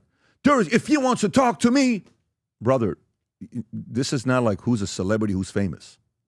You don't want to talk? You don't have to talk. I'm going to keep talking. Because I believe you guys were in the wrong. And if you have an employee there or employees that celebrates the victory, I can't believe Charlie's dead. You're celebrating that? Those people need to be held accountable. Charles, Harvey, if there's any business in the world that has zero credibility right here to say you don't have the footage, it's you. There's only one business in the world that we all know that has cameras everywhere in their office, and it's you. It's your business model. There's only one business. It's not CBS. They don't have cameras everywhere. It's not ABC. They don't have cameras everywhere. It's not NBC. They don't have cameras there. It's TMZ. You have the receipts. And now the reason why you may not want to do it is because this is a person that's been with you for a long time, that's got a very important job, and you don't want them to get fired because you really need their job. It's your credibility or you not doing anything about it. This is their area, by the way, Rob. Cameras everywhere. Keep going, Rob. We'll go up. Everywhere has cameras. Where? Go up a Keep little going, bit. Rob. Everywhere there is cameras. That's the room. Every single place there are cameras. Everywhere there are cameras. At least if a Dave Portnoy had one of their guys say something stupid, Dave has the audacity to make a tough decision. You don't have to like Dave or love Dave or hate Dave, whatever you are there. Dave has the brass to make some decisions. All I'm asking you is, what are you guys going to do? Maybe come out and say, that did happen, but we're not going to fire this person. I respect your decision. You're the CEO. You get to make that decision. And I'll be able to criticize you and say, you know what? Look, I wouldn't have done that, but I get what you guys are doing. In a situation like this, where your people are messaging, your own people are they're afraid to tell you anything. Your own people are messaging on the inside, saying, man, I don't want to say anything because I know I'm going to get in trouble myself. Are you guys going to come out and say anything? I tried to get a hold of you last night because I didn't want to do it this morning. I wanted to give an update this morning. But I reached out to you. My contact did. You know who did. And then you pushed him off, a guy you'd known for 12, 13 years. And you pushed him off and he said, no. If he wants to speak to me, have him go through my, what did you call him? Have him go through my publicist agent, or something PR? Like that. The publicist, guy named Casey. That's who he needs to go through. Are you serious, bro? You're not. I have an easier time getting hold of billionaires and celebrities and athletes than you. Who are we? I'm a regular guy. You're a regular guy. What do you mean you want to get a hold of me? I'm a big shot. And you're a good guy. My vibe of you is that you're a good guy. I don't have a vibe that's a bad guy of you. I think you're a good guy. I think you're a good actor. Both of you. I have good feelings about you. Just call the shot and say you screwed up. That's all you got to do. And show some leadership. That's all it is. I'm not here to back shot. I don't want to hurt your business. I think you're necessary. I want you to stick around. I don't want you to go out there and go out of business. And no. I want you to stick around because I think that model, citizen journalism, is necessary. You guys are everywhere. We need TMZ. But if you screwed up, take it and say, you know what, guys? We effed up. Did you see how many views the clips got? Did you see what happened on X? Did you see how many comments you got? Did you see how many times? Where's the story right here? What does it say, story with TMZ rap? What's it say here? There's a story. TMZ's X Twitter inundated with demands for firing after staff heard cheering during news of Charlie Kirk's assassination. F you, you're done. You want to keep doing this? This is not going away, Harvey and Charles. We'll move on. Others will not. You ready? TMZ is being called out by fans and followers who believe in a news outlet staffers were laughing and cheering in the background live stream when Turning Point USA founder Charlie Kirk was assassinated on Wednesday at TMZ. Harvey Levin denied the accusations, but fans are not satisfied with the explanation by cheers and laughter on air. Incident occurred. So a second. This is not going away. Okay? Play the clip again just to show it. Play the clip again, Rob. Yeah. If you can show, not that clip, the clip of them laughing. Yeah, we have the clip. Just play it again. I don't think it's a clip that's going to go away anytime soon. And the biggest thing that is so embarrassing with them doing it, this is what they're in the business of what? Gotcha. Yeah. Gotcha. Take the ultimate accountability. Yeah, we effed up. Dun, dun, dun. And we've made a decision to move on. If you have the clip, Rob. I do. I know you have it everywhere. Now, just Pat, which one's Charles? Is he the one who's always standing next to Harvey Levin, the chill, black guy with the easygoing, likable African-American guy? He's the African-American image of him? Rob, why are you looking so hard, Rob? You showed the clip on Friday. You have the clip. It's a clip of them. Standing there. Yeah, it's a clip of them standing right next to you. You have the clip. And I texted you the clip here. Let me just send it to you again. You have the clip. If we go to... Here we go. Oh, there we go. That's it. That's the one right there. Thank you. Go for it. Guess is we're going to see an image of this guy possibly in the next 20 minutes. The news conference is scheduled for 3 o'clock in Utah time, which is 2 o'clock Pacific, 5 o'clock Eastern. Janet, go. Go back a little bit. How many people are doing that? 5 people? Does this sound like one? But can you do me a favor, Rob? Like Do me a favor, Rob. Can you run a poll? How many does it sound like is clapping? Okay, let me hear this. 1, Hold on. 2 to 3, 4 to 5, 5 plus. Okay. Can you run a poll? Let me have Rob run the poll, and I'm going to play the audio. I just want to know, an audience, I want you to listen to it, and I want you to vote, okay? I want you to vote. If you listen to it right now at work, whatever, the last poll got 10, 15,000 votes. I actually want you to vote. I want to know what you think it is, okay? Let's all do it together. Okay. Just stop what you're doing and just pay close attention. You tell us how many people you think are cheering on. Rob, let me know once the poll is out. It's up. It's up? Okay, go for it. Play the clip again. Janet, go. Go to. Go back again. Have some. Do it 3 times. Go Eastern. Janet, go. Go to. Have somebody. One more time, Rob. Eastern. Janet, go. Go to. Look, he's nervous. Have somebody look at. Time. Do it one more time. Janet, go. Go to. Have somebody look. The assassination. How many do you think it was? How many think it was, Tom?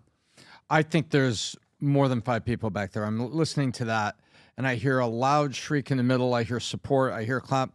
You know, I cannot say it's less than 4. It sounds more than that. Up to 5. I would say 3 to 5. Rob, what does it sound like to you, Rob? I agree with Vinny. 3 to 5. Vinny, Adam, where are you at? I mean, to me, it sounds like there's 5 to 10 people clapping, but to me, it's more than that. They didn't do it in secret.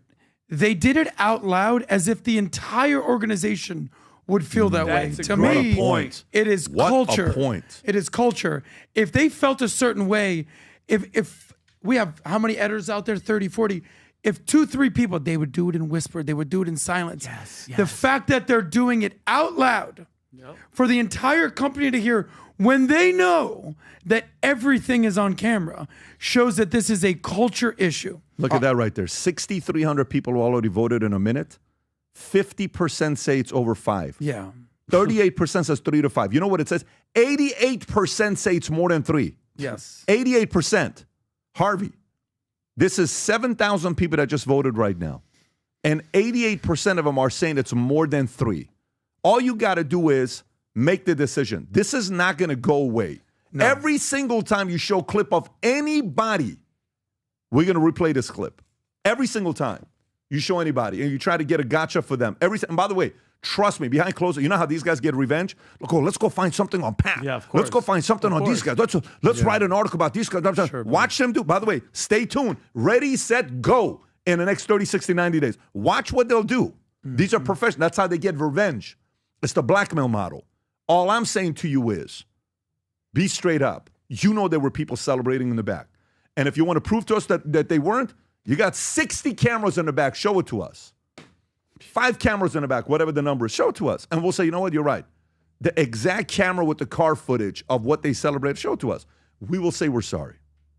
We'll do right in front of you. And you can play the clip and say, podcaster who claimed da-da-da-da-da had to apologize. We will apologize. Play the gotcha. We'll give you that clip. Matter of fact, we'll edit it.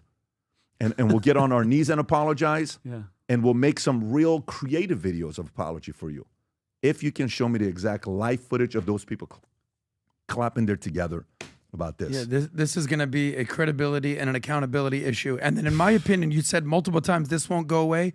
This is going to be TMZ's Epstein moment. And don't be shocked if they show you the footage and 1 minute is missing right around 11:59 midnight. Yeah. Shocker alert. The Zapruder for exactly the Zapruder frames. So for somebody that exposes all of Hollywood's deepest, darkest secrets, I'm sure they know 1 million people who handle crisis management. They should probably employ every single one of them to help them in this situation, because now the lie is becoming worse and worse and worse. Well, let's move on. We'll see. Hopefully TMZ will do the right thing. Charles Harvey, you have my number. I'm just waiting for a phone call, buddy. And if you think I'm not at your level because you're celebrities, you know what I'm saying? You're Hollywood. famous. Hollywood. In LA, they stop you at like Earth Cafe.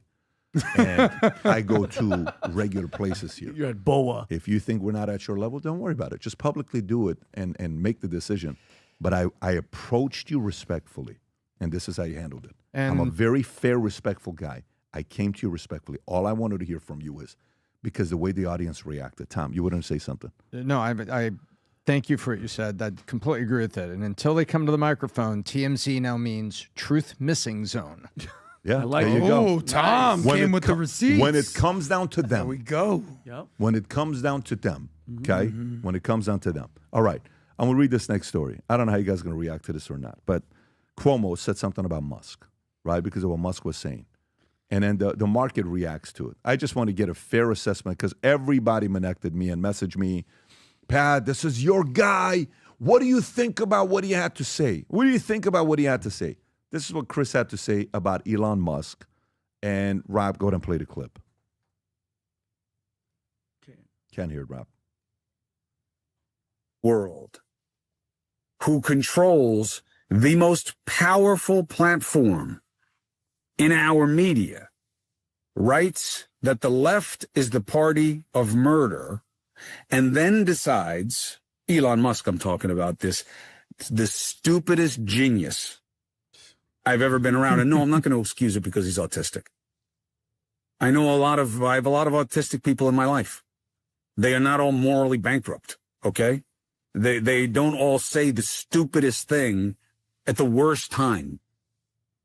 All right? I don't know what it's about with him, and I don't give a shit, to be honest. He is, in my opinion, exhausted his usefulness. Now, does that mean he should be murdered? No, because that's not how I see the value of human life. But would I be surprised? No. I wouldn't be surprised if it's me. I mean, that's where we are. It's who we are. That's who we are.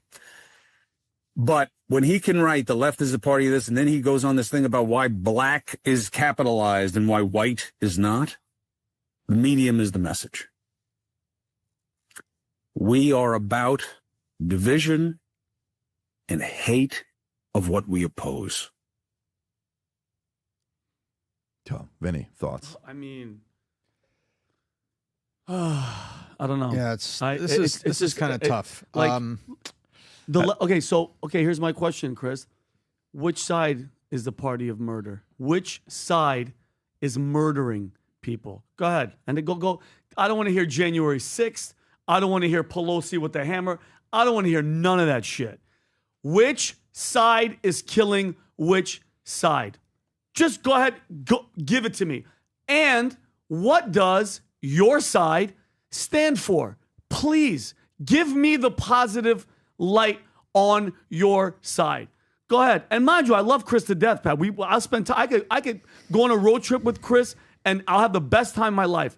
But this is the same guy that during COVID, you said that we are the people, the problem, the enemy is Americans. The fellow Americans that wouldn't take a jab that you were pushing, that your network was pushing, and people have been affected myocarditis, long COVID, heart attack, stroke. What? Go ahead. I did a show, Pat, my Assyrian show at the Assyrian convention, and this lady who was praising what Valuetainment does, was praising Pat, who's an Assyrian that said she even knew you from California. Her son comes to take a photo with me, and this side of his whole body, I went to shake his hand, doesn't work.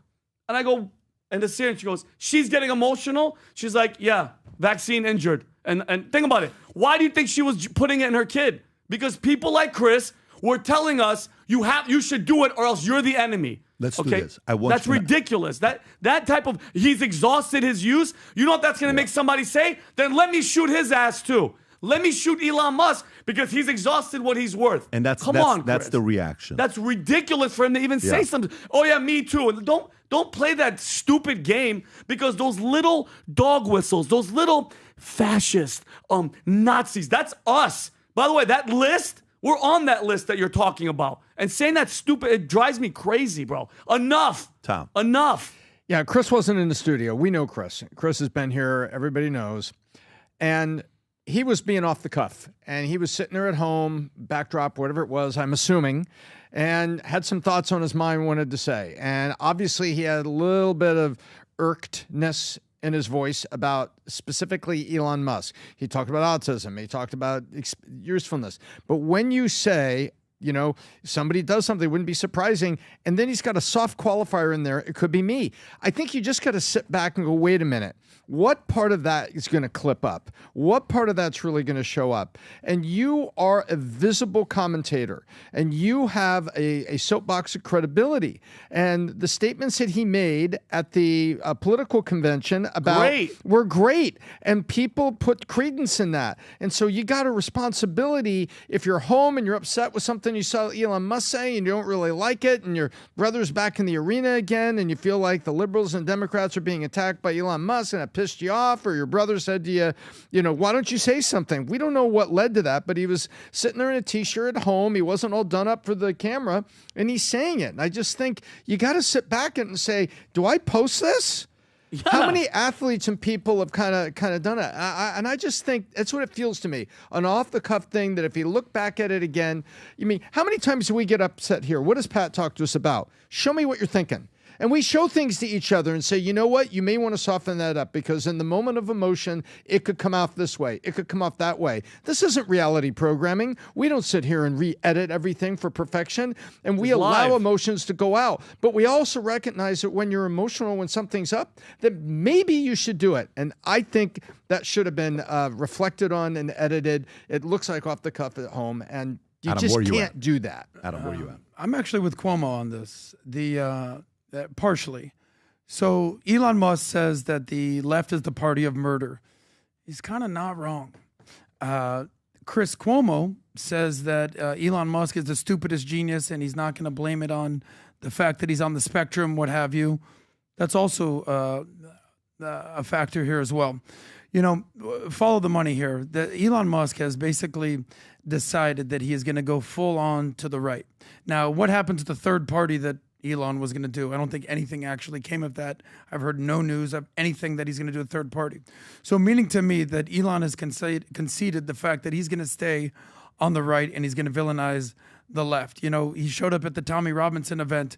By the way, I would too if I was in the UK. But here's what the Tesla chair had to say about Musk's political engagement. It's up to him. Tesla board chair Robin Denholm dismissed concerns that Elon Musk's political activity has hurt the performance of the electric vehicle maker. From a policy perspective, obviously we're a democracy, so everybody gets to voice their points of view. So Tesla also reported a 13% drop in global auto deliveries in Q2. Here's the deal. Elon Musk can say literally whatever he wants to say. He helped save free speech with Twitter, X.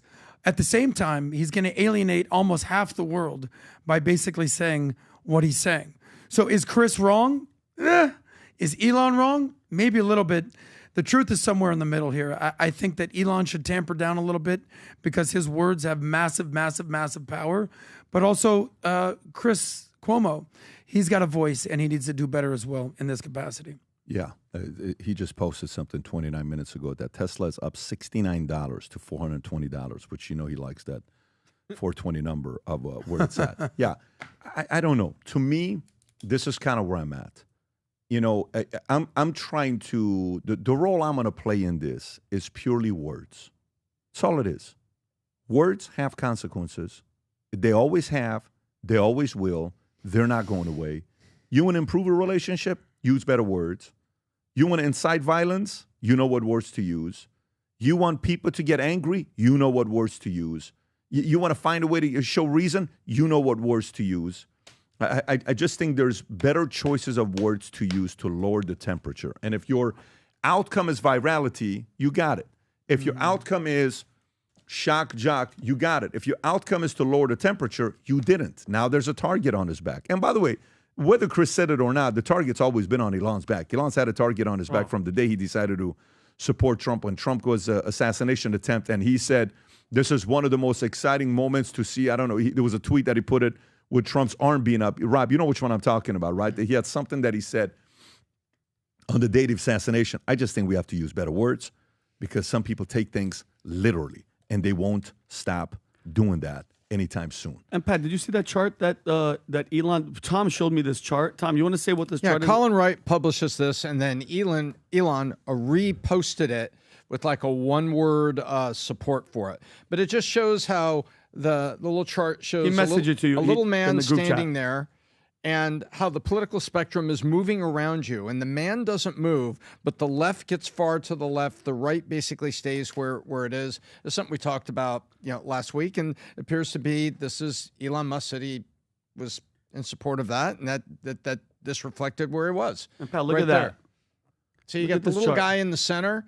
But everything's moving, but the little guy stays put. What a great simple chart. Like the center. To the point where the progressive left, the party of peace, is now shooting back at the center. You bigots. Yeah, and shooting and killing people. And it's like that. That is the perfect, most simplistic example of what is happening. They lost people like Elon. They lost people like Rogan. They lost Tulsi Gabbard. They lost RFK. It's like, come on, man. And it is that side. And by the way, not saying that the other side doesn't have violent people. Nobody's saying that. But go check the stats.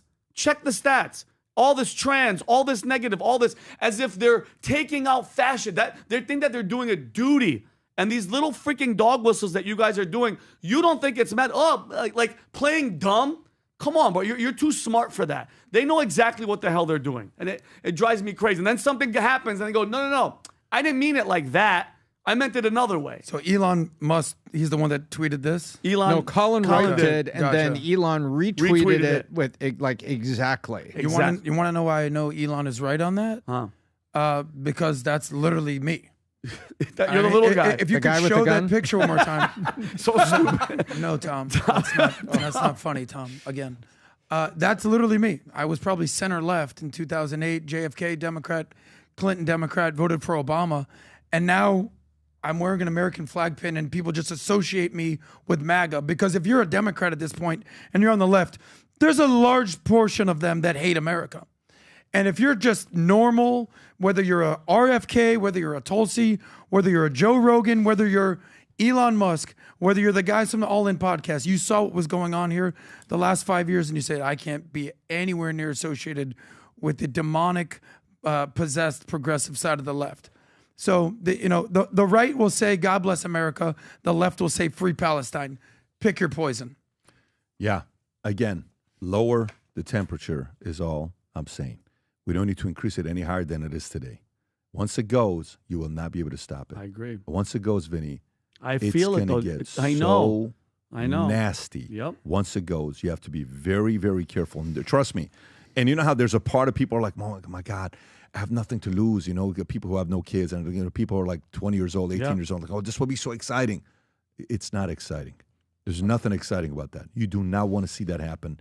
Nobody wants to see that happen. Okay, let me get to the next story here. The next story I want to get to is I'm going to get into the China and Mexico story that's going on. So China throws fit over Mexico playing ball with Trump on trade, which, by the way, for Trump to get Mexico to play ball with them on this, it's very interesting. Very interesting, because 1 minute she acts tough.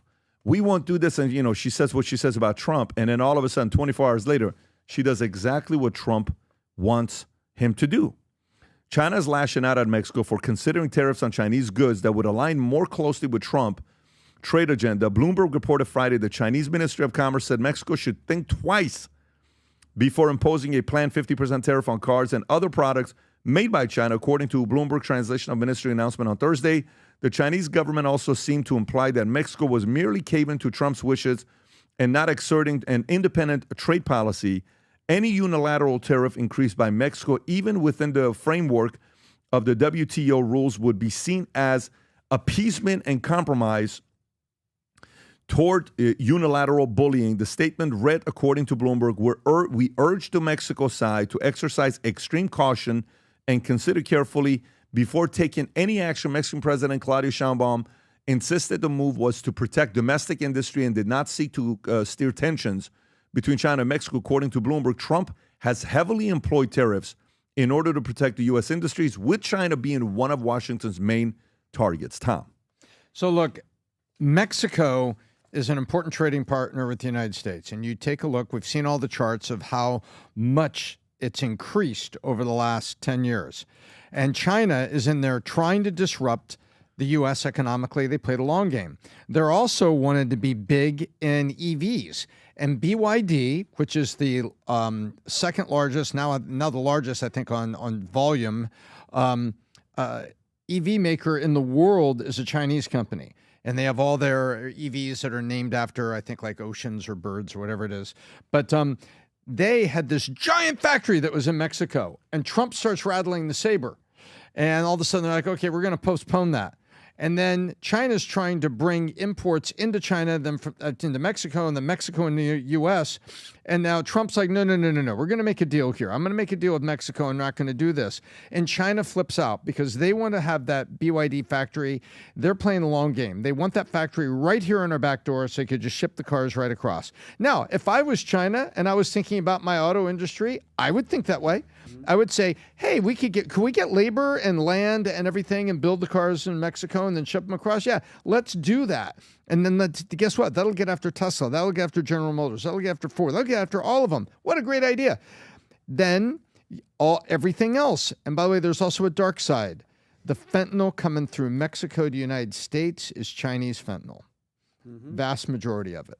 The majority, right? Yeah, the DEA says it. You know, I'm saying majority. I'm not going to say numbers because I don't have the receipts and the numbers in front of me. But the DEA, you know, and the ATF are saying that it is Chinese fentanyl coming through Mexico here. So there's a lot of other things that Mexico doesn't. And look carefully. China says, we urge the Mexican side to exercise extreme caution and consider carefully before taking any actions. You know what that is? That's a threat. 100%. That's a threat. Yeah, and so now the question comes up, is it fair questions to ask, has China meddled in the political structure down there? Weird. Has China encouraged any of these interferences with campaigns? When I say interferences with campaigns, I'm meaning sometimes people stop campaigning. Getting beheaded. Go ahead. Shortly after their heart stops. Yeah. And so China throwing a fit, it's because they've got a big time play and they got many moves that were coming through Mexico. And this is just the beginning. I'm going to come over your border here and I'm going to knock out some of these drug lords. I'm also going to influence the trade. And China is like, whoa, the louder China yells, the more you know it matters to them. They play poker pretty good, but when the U.S. does maneuvers around Taiwan 2 years ago and China flipped out, I'd be careful there. What are you doing? Oh, we're just doing a little show of force that we could sail right over here and help our friend Taiwan. And they're like, hang on, you stay out of it. That's me. That's historically our DNA. You don't mess around with this. You leave us alone. The more you get a hard reaction out of China and not the diplomatic one, means you know that you've hit the nerve and you've stepped on the toe. Adam. Yeah, I mean, I'm following this right here. Do you know that the United States is the number one trading partner? Our number one trading partner is Mexico. So there's a lot going on here in geopolitics, and the dominoes are sort of falling right here. So it's a domino effect of geopolitics. So Taiwan, that side of the world, Mexico, our side of the world, South Korea, that side of the world, the Panama Canal, I know that's something that you feel very strongly about, that side of the world right there. Mexico being our number one trading partner, but then they're the number one buyer. Mexico is the number one buyer of Chinese cars.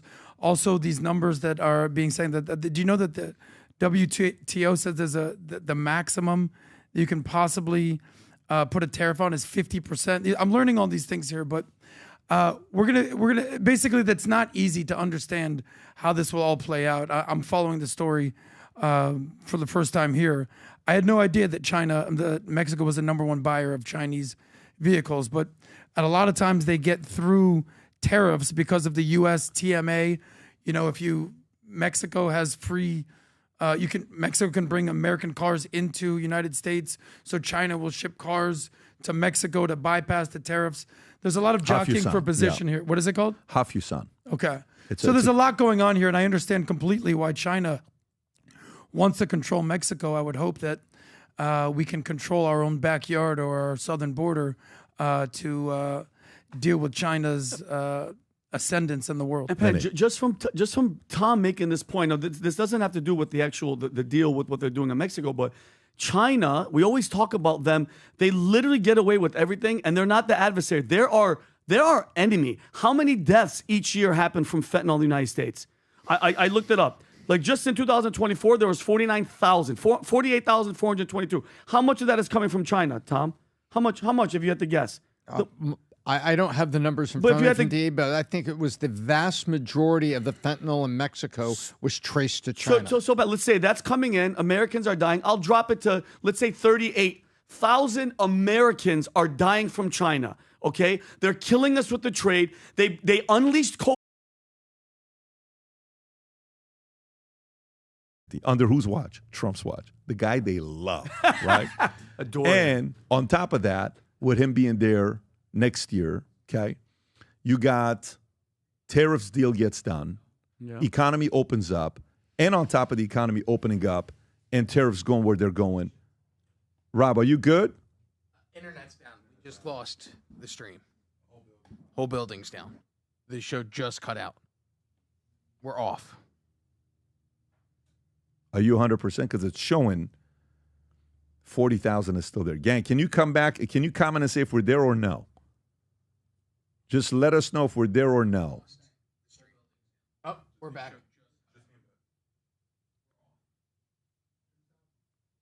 Are we on or no? Because it's telling me it's back. We're on now, but we were off. Check, okay. Mic check, so mic check. Can they hear us? Can you just comment? And it's just saying bad audio. Are we good or no?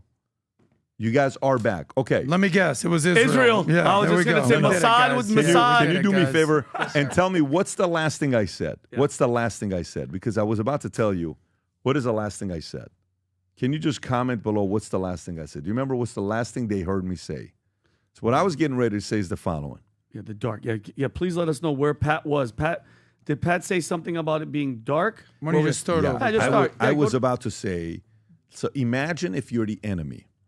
Okay, and let's think like the enemy for a second. Okay, let's go dark. This is what do they dark call game. it? Okay. They say, "Let's be the devil's advocate." Okay, former mentor of mine used to say, "Let's not be." There's plenty of them out there, but we're going to be today. Okay, we're going to be the devil's advocate. So, think about if you had a room full of 50 people who hate Trump, who are all on the same page. They want to see another 2020 event take place of COVID coming in and disrupting Trump getting reelected. You're in a room with 50 people. Take all the establishment people that hate Trump, all the influential people. Some of them are money guys. Some of them are mainstream media guys. Some of them are youngins.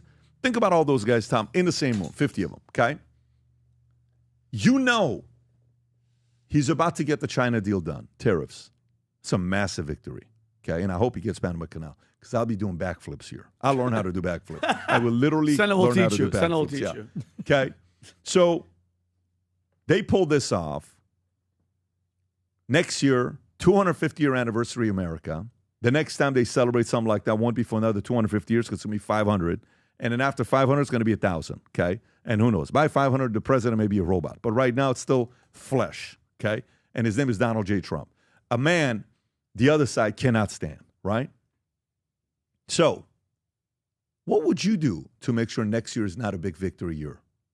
What is the biggest spit in the face to make sure the World Cup gets canceled? Oh, a terrorist something. That's already been on my... Forget about that. Imagine if you cause the temperature to be so increasing right now after Kirk, blaming the other side, a George Floyd type of deal, where all of a sudden martial law, all this stuff that's being done, pick and choose anything. If next year the World Cup got canceled, what got canceled under Trump? What were we having that got canceled? Something got canceled. Sporting? Was it the Winter Olympics? Something got canceled. I don't know what got canceled, but something was canceled under Trump, okay? Obviously, NBA, NHL, all those guys shut it down where, you know, the NBA, who was saying end racism, went to the state that DeSantis was running to run their playoffs. But something got canceled under him. Okay, it was the Summer Olympics. Tokyo. That guy can't. Something got canceled. Is that the one? Yeah. Yep. And it got postponed to 2021. You know what would be good if the enemy wanted to really disrupt Trump's momentum? If the 250-year anniversary doesn't happen, if the World Cup gets canceled, if all of those great opportunities for America to look great under Trump, you don't think they're sitting behind closed doors thinking about some plans? They think. You don't think they are? Like that? Of course. I guarantee you they are, Vinny. Of course. I guarantee you they are. So, folks, let me make a prediction. I call 2025 the year of surprises. God, it's been every week surprises, right? 2026 is going to be one of two things. It's either going to be extremely awesome, or all the way over there. Pat, no. He's just being a realistic person. And I'm going to tell you can say no all you want, and I'll tell you why. The only reason I'm telling you this is because this is, if these guys keep winning the way they are, and China deal gets done, rates start lowering, economy's on fire, Dow goes 50, 55, deals are getting done, IPO, SPACs, everything. Yeah, oh my God, America's the greatest country in the world. Oh, you know, World Cup here, I'm saying. Or, boom, guys, we cannot have the World Cup be here. Guys, we cannot have the 250-year anniversary. We cannot give him all that limelight. We cannot. He can do 2027, but not 2026. So they're going to try to go and do this bizarre. Why wouldn't they? Why wouldn't they? Why wouldn't they? Well, I'm thinking the part of them, they're noble, nice, sweet people that want to see him look God-fearing. In the high, you know. But Adam, you seem a little bit nervous about this. Tell me where. And they want that to roll into the midterms. Who do you think and is disrupt that? Who do you think is they? Who's at the top of the list? The same guys that shut off the internet. Is it Russia? Is it the Mossad? You're saying who are they? Yeah, that's a good point. The guys that shut off the internet. Yeah. I'm picturing Xi just flipping a light switch up and down. Think about it. Do me a favor. Actually go. Who is they? I'm going to go there. Go. Who is if you they? think about it. We know who it is. Well, it's the same actors that we constantly talk about. Well, when you say it's China, it's Russia, it's Iran. But I tell you, if the deal gets done, it won't be China. That's what I'm saying. Yeah. If the deal gets done, it won't be China. If the deal doesn't get done, it could be China. Okay, you were bringing them up, right? Don't, not so fast. Look at that face. China is what's called the sleeping they'll tigers. unleash something like COVID. Boom. Well, we didn't. Oh no, they're not gonna. No, I don't think they're not going to we'll full on fall. attack you. No, of course they're going to do something discreet, undercover. I don't think Americans. Listen, COVID was a test run to see if they could do it, how long we would put up with it, how much money they can make, and then what? It took about 3 years for Americans to say no. Now all the reports are coming out, no accountability.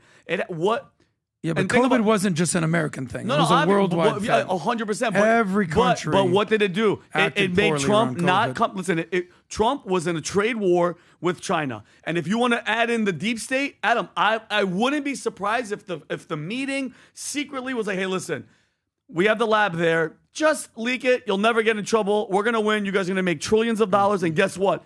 Orange Man bad is gonna be out, and it worked to a T. And then we're going to change voting, mail-in voting, bro. It was a brilliant, brilliant plan. Great question. Whatever it's going to be, it's going to have to be a huge worldwide I just think you got to think about that. Next year is poised to be an incredible year. Yep, I agree. It's I still poised to think be it's going to be an incredible incredible year. I do year. as well. I think so too, but I'm- don't Ain't underestimate nothing the going to enemy. stop our 250 birthday. But let me tell it's you, also Trump's 80th birthday. That's right. By the way, where are all the people now who thought that Trump was dead 2 weeks ago?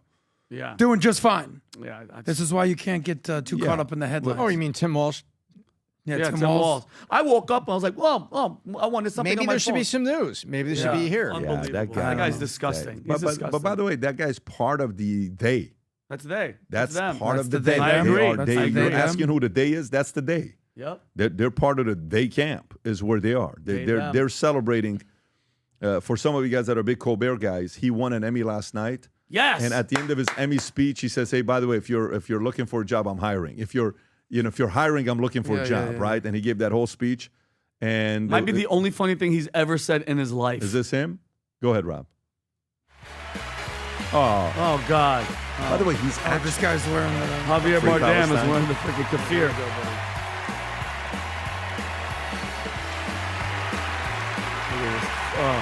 Oh yeah. Worship him. Oh yeah. Thank you very much.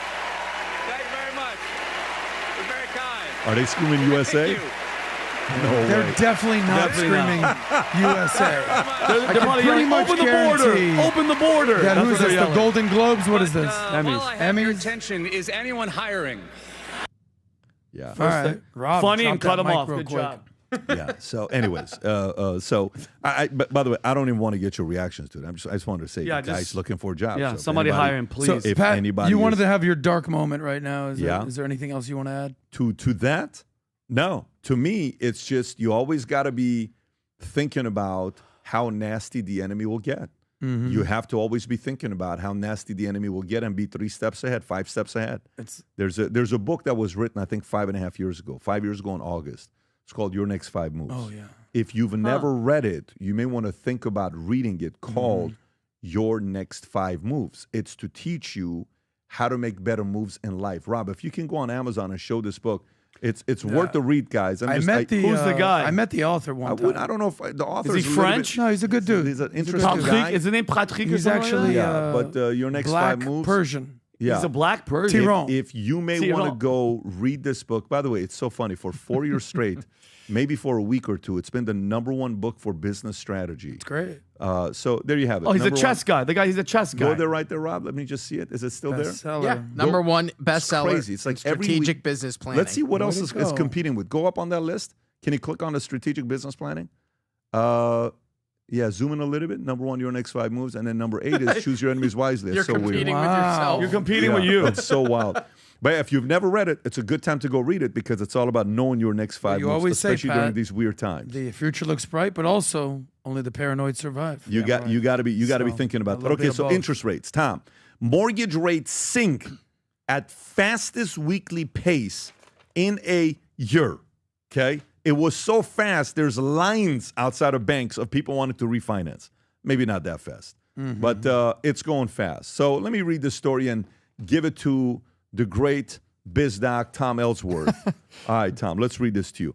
Mortgage rate loans are fastest weekly pace in a year, giving some relief to the strained housing market as economic conditions softened. The standard 30-year fixed rate mortgage dropped from 6.5% last week to ready 6.35% this week, the lowest rate since October of last year, according to data from government mortgage securitizers. Freddie Mac demand for mortgage rose to a multi-year high with the falling interest rates. Mortgage bankers observed borrower demand surged to a 3-year high last week following a decline in mortgage rates to their lowest since last October. Tom, what is really going on here?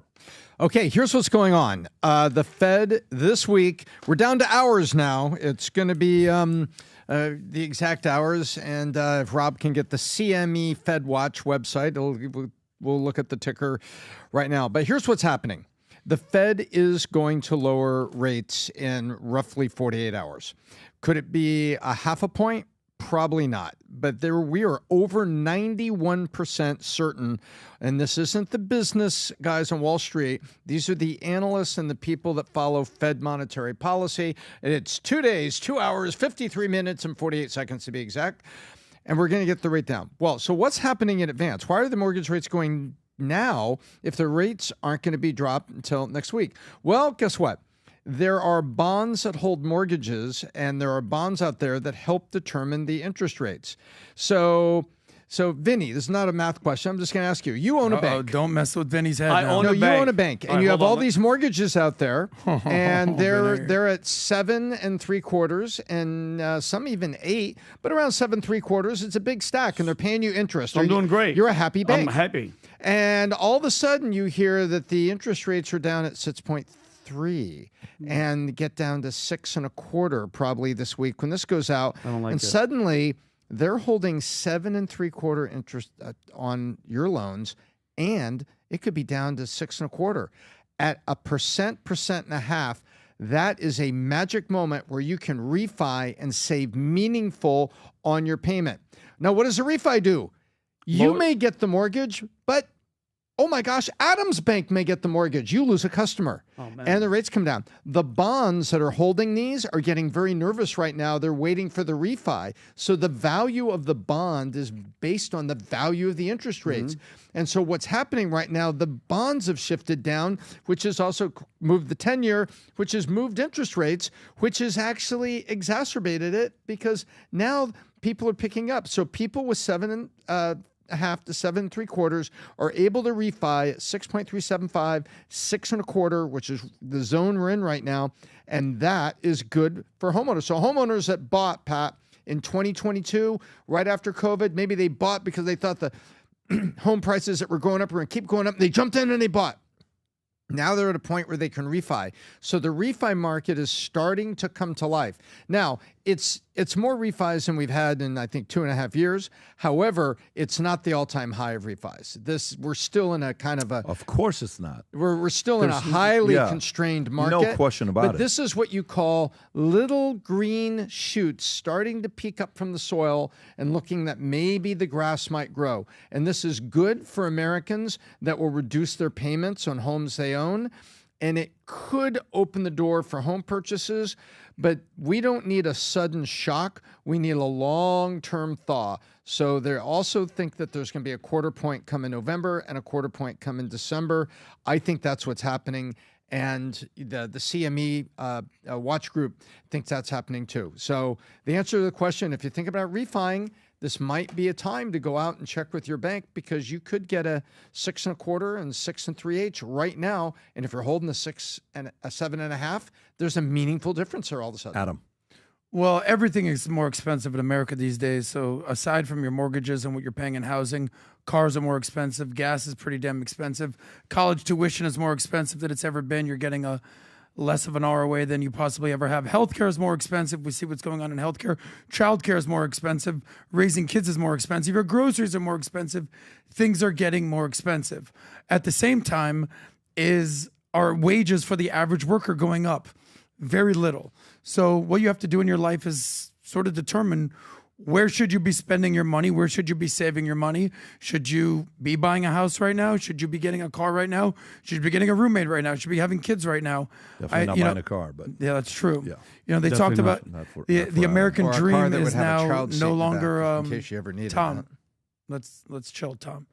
You talk about the American dream has officially doubled in price. Apparently, what they say, American Dream has surpassed $5 million 2 years ago. It was closer to $2.5, $3 million. Things are getting way more expensive. So there's only two ways to have more money in your life. You can either make more or spend less. If you're not making more, you have to figure out how to spend less. That's it. So I own this bank. I own the bank. Do I have to fire anybody right now, Tom, or am I good? Because I own the annoying guy in your No, left. you got to get your marketing people out there saying, "Hey, we're a great bank," and maybe you proactively go out and grab those refis yourself. I'm going to fire them. Go ahead, Pat. I'm sorry. All right, let's go. So anyways, that's a breakdown right there. for you of what's going on with rates. An interesting story that I do want to bring up. Dodge Ram cancels all-electric pickup for U.S. amid slowing demand. So remember how everybody wanted to have EVs? Yeah. I'm going to go get EVs. I'm going to get EVs. I'm going to get EVs. I'm going to get EVs because, I want to make sure, the planet and all this stuff, right? Yes, I'm going to go get EVs. And then all of a sudden, dude, what's going on here? So Stellantis, which owns Dodge, they own a Jeep, Ram, and a bunch of other things, has canceled plans to bring all-electric pickup trucks to market. The latest product shakeup after competitors' models failed to meet expectations and Congress moved to eliminate tax credits for EV buyers. Antonio Filosa, who took the helm of the French, Italian, American auto conglomerate this year, is dialing back his predecessor, ambitious EV sales target, and prioritizing hybrids and gas-powered vehicles, seeking to stop a multi-year sale decline in North America, a key profit engine for the company. The CEO is also taking advantage of the Trump administration push to roll back emission standards that imposed major costs from penalties and credits in previous year. Tom, what is going on here with this? Well, we'll make it super, super simple. It says gas is very inexpensive right now, and it has been for the year. We're not at all-time high on gas. Gas is actually a lighter percent of expense of the consumer wallet right now. And so gas prices are lower, especially if you're not in states where they put a bunch of taxes on top of them and everything to pay for failed policies. California. And what's happening is now people are buying gas-powered vehicles, and also electric vehicles are losing their $7,500 discount that was being paid for by the taxpayers. So, and, electricity, people are saying that it's getting more crowded at certain places to go charge your vehicle. And so people are saying, wow, where's all this real benefit in electric cars, Pat? And so people are saying, maybe I don't want an electric pickup. Maybe I'll get this pickup right over here that's gas-powered, and gas isn't so expensive and everything, so I'm going to do that. And that's what's going on. And the Ford F-150 Lightning, which if you read the car magazines, that was like a premier truck. It was like an electric truck done right. I'm not endorsing it. I'm just saying this is what auto analysts say. Ford did a good job. But people are like, no, you know what? I'm going to go with the gas one because, I'm going to lose my federal subsidy. It's a pain in the neck to charge it. I got to get charging at my home. And there's not any push. And guess what? The mandates are loosening up. The mandates are loosening up about it. And California can't build energy infrastructure. So guess what's happening to energy? Electricity is actually getting more expensive. So all of that comes together, and Dodge guy, you know what? Screw it. We're not making the pickup. You know what I would make a suggestion It's to a Dodge? capitalist decision. It's not going to sell. But you know what I'd like to make a suggestion? Bring back stick shift cars. Please. Tom, I don't know about you. It would stop people from texting. I love it. Great. I absolutely miss stick shift cars. There's nothing like sitting in the car and a guy drives stick shift and it's an uphill. In and LA? You're trying to test this guy. You're like, and you're sitting there like, I just want to make sure this guy knows what he's doing. Let's see if he knows. That's me. That was me. That was me. And then you would sit next to a guy, nervous. and all of a sudden, and you're like, wow, Yeah, he's a legend. pro. He's a Do pro. you realize those legends Yeah. who knew how to drive stick shift cars On the are hill. behind us? Do you realize how special of a gift that was? The people who knew how to do it. Matter of fact, I'm in a market. You tell Tom, what is the most exotic sports car to buy, Tom, that is still stick shift for us to consider getting? Can you tell me? Because I miss driving it. Wow. And I'm not even joking right now. None of the new stuff is. I know, it's old boring. school. You just say, Rob, what is the best I want stick shift? something stick Like shift old to school, get. like Monster? Dude, Like I don't Monster care car? what is the most. I want something with a lot of power, but stick shift, and I want to drive it. What is that? You have to. I think you have to go back to like pre-95. Acura Integra. Wow. No. Got some memories in Integras, but that's a long time Like ago. Rob, what about like a fast muscle car? What about a muscle go. car that has stick? You could go back to get yourself like a 550 Maranello or 557M. She's in California, drives a Maranello. Hollywood's her favorite name. Do you know that song? Yeah, he's talking about a Ferrari. And a food chain. You guys don't know this song? I know. Love and material things. You're kind of lonely. You guys don't know this song. Let me tell you something, Pat. I don't know nothing about that Miss song. California. Hottest thing in West L.A. You guys don't know this song. I don't know anything about that song. So I don't know nothing about stiff ships. Do me a favor. I don't know anything about cars. Please comment if you know that song. Am I the only flipping guy that knows that song? This is a little bit embarrassing, folks. I'm singing by myself. Anyways, last thing before we wrap up, talking about embarrassing. So imagine if you're in the streets, going and talking to people, hoping they say bad things about Charlie Kirk and Trump, and then this is what happens. Go ahead, Rob. Kirk.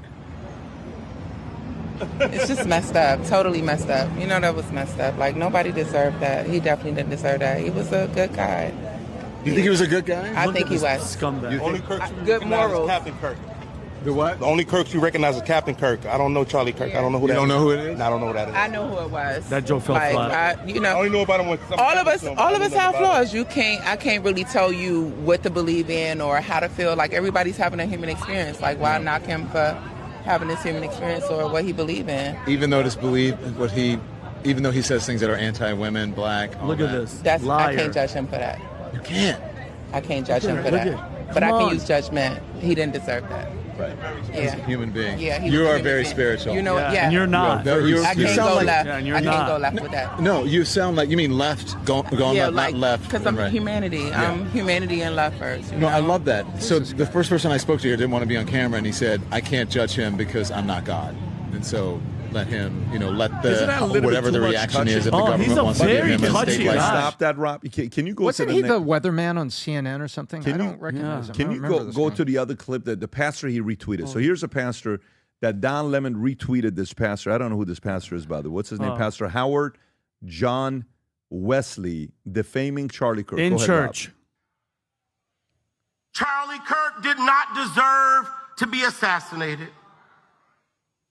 But I'm overwhelmed seeing the flags of the United States of America at half-staff. They were for 9/11, calling dummy. this nation to honor and venerate a man who was an unapologetic racist and spent all of his life sowing seeds of division and hate into this land. This is in church, mind you.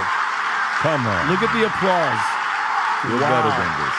And hearing people with selective rage who are mad about Charlie Kirk but didn't give a damn about Melissa Hortman and her husband when they were shot down in their home. Nobody knows who those people are, buddy. Tell me I ought to have compassion for the death of a man who had no respect for my own life.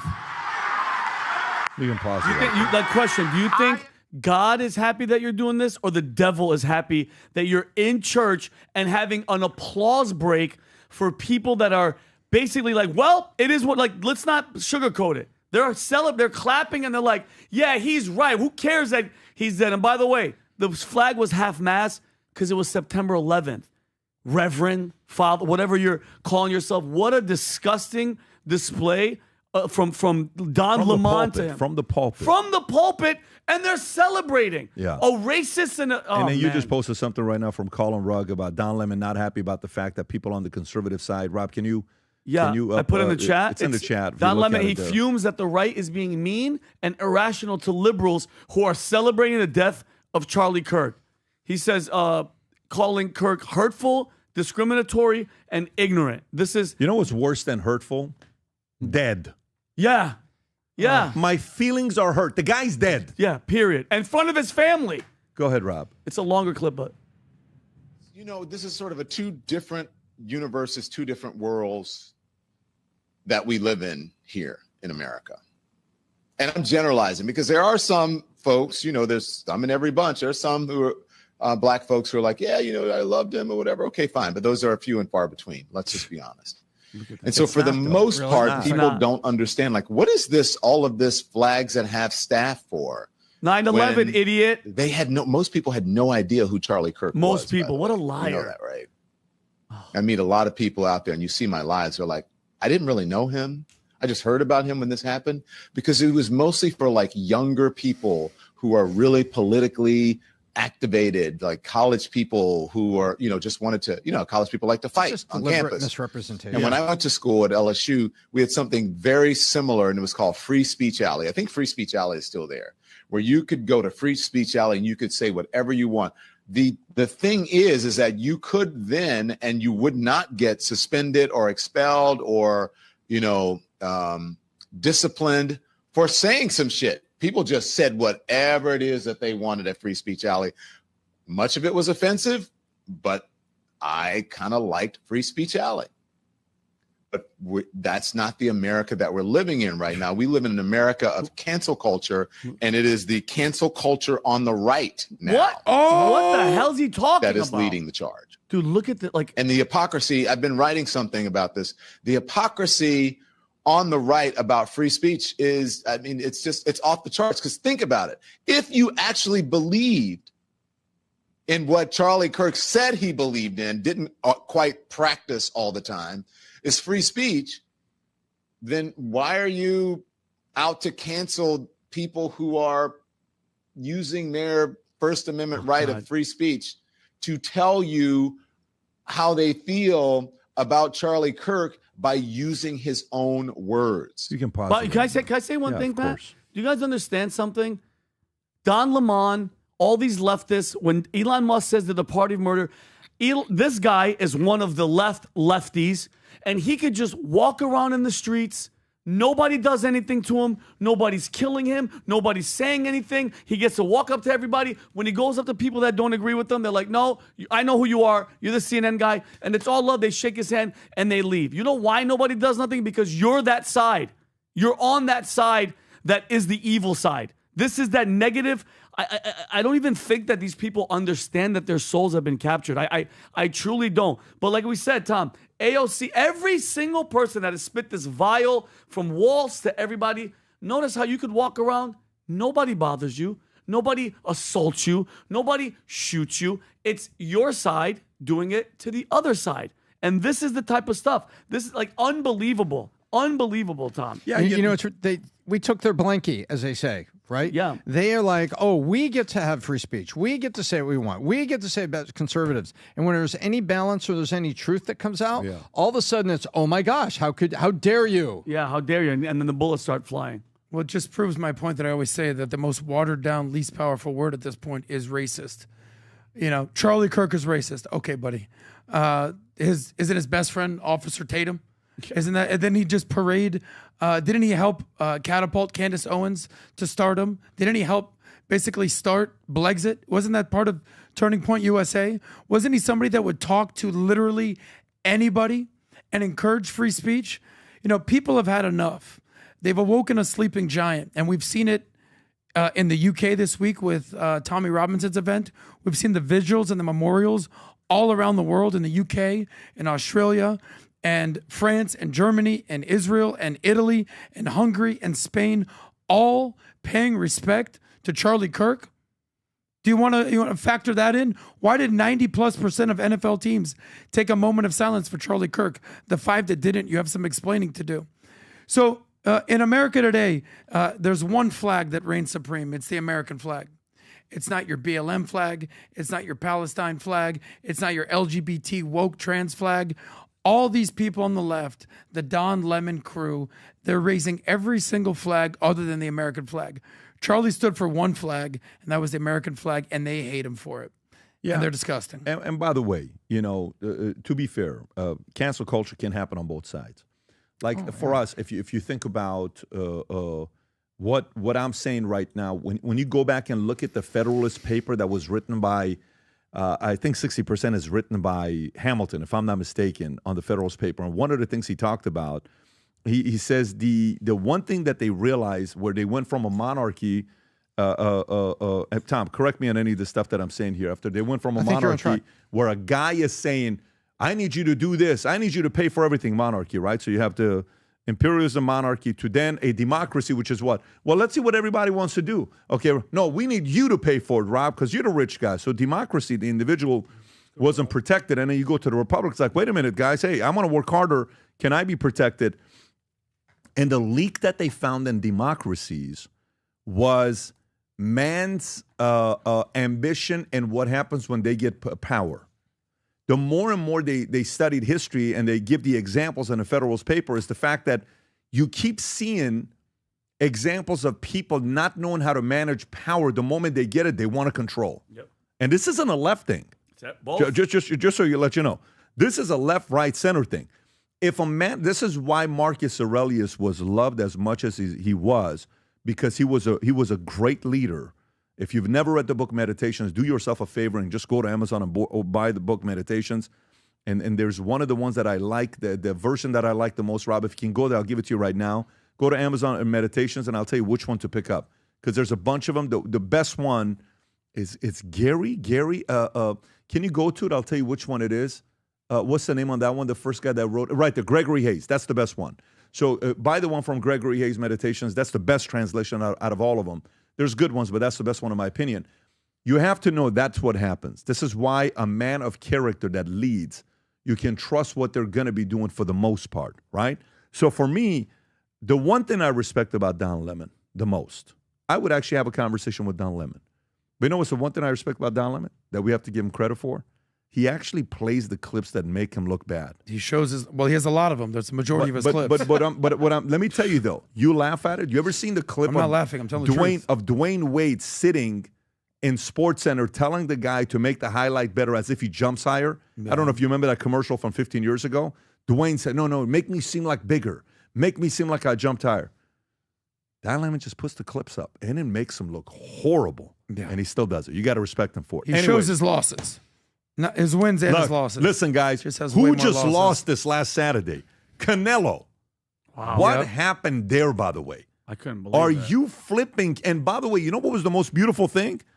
You know, cocky with your predictions, confident with your preparation, humble in victory or loss. Canelo showed humility in victory or loss.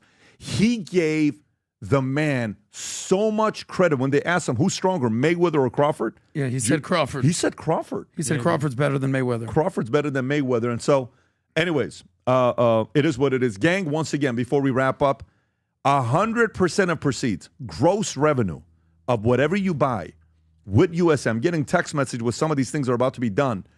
Anything you purchase with USA, if you're proud American, if you love Charlie, whatever you put here, not the profits, not the gross profits, 100% of the revenue from here is going to go to Turning Point USA, and we'll donate to them. And I expect us to be doing more of these things moving forward to represent them, him, his family, what he's done over the years. And gang, if you enjoyed the podcast, we will do it again on Wednesday and Friday. Stay tuned. This afternoon, I may be having a conversation with Tommy Robinson, who's going to tell us what happened and what is going on in the UK. God bless everybody. Bye-bye, bye-bye.